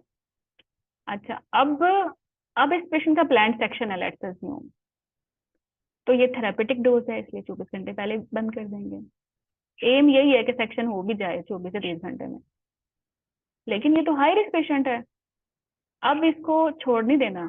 इसमें ऐसी हेपरिन देंगे जो इजी टू मैनेज है, दिस इज आईवी अनफ्रैक्शनेटेड, ठीक है। इसको भी स्टार्ट कर देंगे 24 घंटे पे।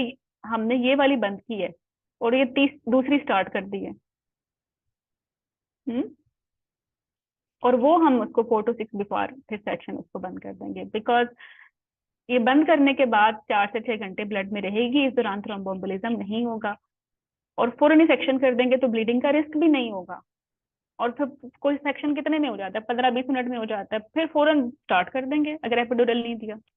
तो this is the beautiful way we can prevent our patient over anticoagulation और अंडर एंटीकोएगुलेशन, मतलब लेस का रिस्क ऑफ ब्लीडिंग भी नहीं रहेगा और रिस्क ऑफ हेमरेज भी नहीं रहेगा, सॉरी वो थ्रोम्बोम्बोलिज्म भी नहीं रहेगा। This is very important. कितने सारी स्विचिंग हमने की है, पहले पहले वारफरिन को स्विच किया हेपरिन से, हेपरिन थी लो मॉलिक्यूलर वेट, फिर उसको भी स्विच किया अनफ्रैक्शनेटेड से, और फिर उसको भी बंद कर दिया मिनिमम टाइम 4 घंटे या बिफोर सेक्शन, ठीक है। ये तो प्लान सेक्शन है जो हमारे हाथ में है। अब एक्चुअली इंडक्शन और लेबर हमारे हाथ में नहीं है, तो उसमें बस ये है कि 12 आवरली आप चलाते ही रहो अनफ्रैक्शनेटेड हेपरिन, ये ज्यादा सेफ है, और एमडीडी अप्रोच है, दैट्स इट। सीनियर रिव्यू हो गया, ठीक है, और INR हो गया इसका, don't give anticoagulation until woman has an assessment by nob which should be happened within 2 hours, ठीक है। और कंसिडर रिवर्सल ऑफ एंटीकोगुलेशन, अगर ओवर एंटीकोगुलेशन हो भी गई है और अब सेक्शन भी करना है तो ब्लीड करेगी, तो फिर एंटीडोट दे के उसको बैलेंस कर किया जा सकता है, और विद इन 2 आवर आप अपने कंसल्टेंट से जो इस चीज के स्पेशलिस्ट हैं उनसे डिस्कस भी कर लें। ओके, लो रिस्क पेशेंट है, तो आई टोल्ड यू के इनको हम डे 5-7 पे दोबारा स्टार्ट कर देंगे वर्किंग, है ना। अच्छा, एनीवे लो रिस्क पीपीएच में रिव्यू कब होता है, after delivery, within 3 to 4 hour हो जाना चाहिए। और जस्ट होल्ड ऑन, बोर हो गए हो ना तुम लोग, पक गए हो सुन के। Just 1 minute.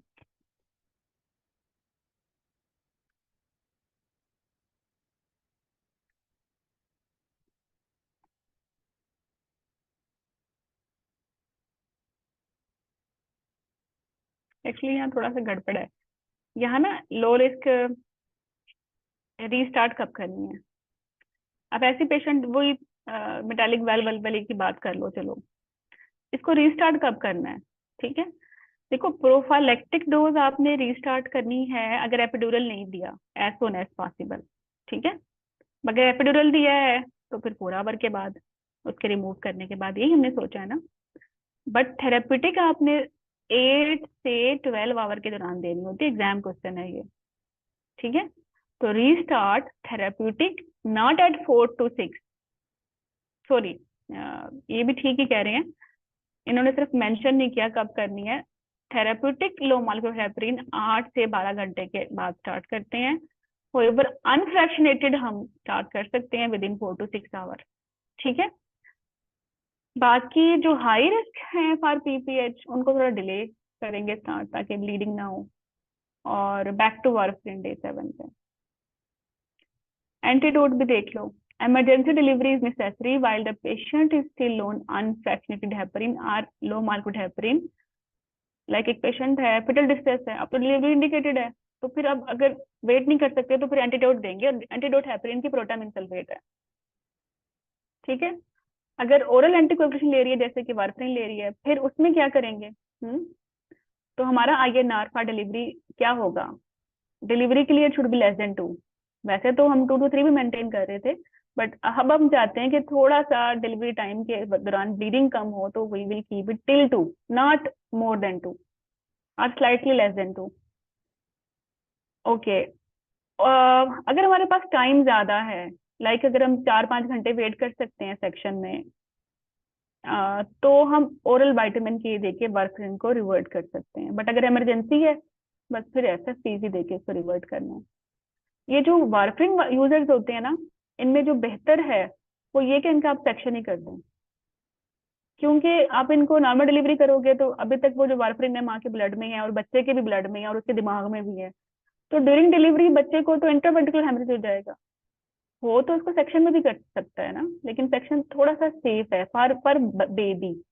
तो इसलिए एक ऐसी पेशेंट जो वारफरिन यूज कर रही थी, आपने उसको अनफॉर्चुनेटली इमरजेंसी में आई, आप उसको स्किप नहीं कर स्विच नहीं कर पाए थे टाइमली, और अब चूंकि वारफरिन उसके ब्लड में है, तो it's better to do her elective section over over over over normal delivery. ठीक है, होएवर अगर वो अब आई फुल्ली होके और आधा आधा बच्चा बाहर आ रहा है, उसमें तो फिर अब सेक्शन नहीं हो सकता। But try to commit one thing कि वैक्यूम नहीं यूज करना, ना ही मिड कैविटी फोर्सेप यूज करना, टू अवॉइड इंट्रावेंट्रिकुलर हेमरेज। ठीक है, और ये बच्चा फिर भी हाई रिस्क है even after delivery till 10 days for these things, उसकी ब्लड उसके अपने ब्लड से वारफरिन जाते जाते 10 दिन ले लेगी। तो this is about a long story. I know you people are getting bore. मैंने कहा था ना स्टैमिना तुम लोगों का मैं आगे नहीं लेके जाऊंगी। तो बस खत्म हो गया, कुछ क्विज़ेस हैं और फिर मैं तुम्हारी जान छोड़ दूंगी। मैं तो थ्रोम्बोएम्बोलिज्म पढ़ा रही हूँ सिर्फ एक सेशन में। बाकी जो MRCG के कोर्सेज हैं या लाइक जो बाकी इवन FCPS के भी कोर्सेज हैं, वो तो पूरी मैटरनल मेडिसिन में 5-6 टॉपिक्स कवर कराते हैं। लेकिन मुझे ये अच्छा नहीं लगता, बिकॉज इससे ये होता है कि वो जो टॉपिक है ना वो कंप्रोमाइज हो जाता है। आपके लिए तो इजी है कि सारा कुछ एक दिन में पढ़ा दो 5-6 घंटे बैठा के, लेकिन कैंडिडेट का को ना समझ आता फिर बाद में वो चीज ही रहती है उसकी। तो that's why I will not take much time, and आप इसको अच्छे से याद करो, this is important for me. चाहे हम इसके 2-3 सेशन एडिशनल कर लें, ठीक है, पकने की जरूरत नहीं है। ओके, थेरापेटिक डोज ये सिर्फ अब क्विज़ेस हैं, बाकी मैंने और नया नहीं कुछ पढ़ाना। ठीक है, तो 32-year-old patient discharge after instrumental general delivery 4 days ago, again admit हो गया मेस्टाइटिस से, तो आपको पता है ना 10 days के लिए देनी है, अभी बात की थी। अच्छा, पेशेंट डिस्चार्ज हुई after still birth delivery, smoker भी है, दो रिस्क फैक्टर्स हो गए, दो पर पीरियड में 10 days है। 43 एक स्कोर, BMI 36 एक score, epidural removed, 600 ml blood loss in section, एक स्कोर सेक्शन का। ठीक है, इसको कब देंगे। नहीं, इन्होंने स्कोरिंग नहीं पूछी, बेसिकली 6 घंटे पहले रिमूव कर, उन्होंने एपिड्यूरल रिमूव किया है, तो उसके हम 4 घंटे बाद देंगे हेपरिन, सिर्फ वो पूछने स्टार्ट करते हैं। ओके,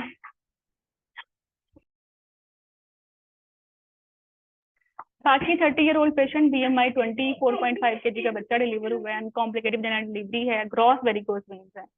इसमें इसका ग्रॉस वेरिकोज वेन का एक ही स्कोर है, तो बस immobilisation and avoid dehydration. Elective section है, इसका स्कोर एक ही है। इमरजेंसी सेक्शन है, स्कोर 2 है इसके। इमरजेंसी सेक्शन के स्कोर तो भाई 2 है, इसको छोड़ो, ये 10 डेज के लिए देना है। 10 डेज। ओके, बाकी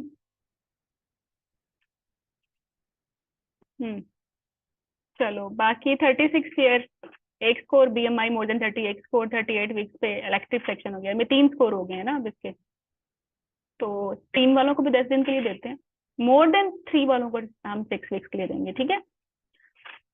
हाँ, पोस्टमार्टम अगर स्कोर 3 है तो 10 डेज के लिए देना है, एंटीनेटल स्कोर 3 है तो 28 weeks 6 weeks, remember this. Okay, so next 37B, छोटी सी बातें हैं इसमें, DVT और पल्मोनरी एम्बोलिज्म और CTPA वाली ना, तो we will do it in second lecture. So I'm going to end it here. बकने की जरूरत नहीं है। Okay. So yes. Okay.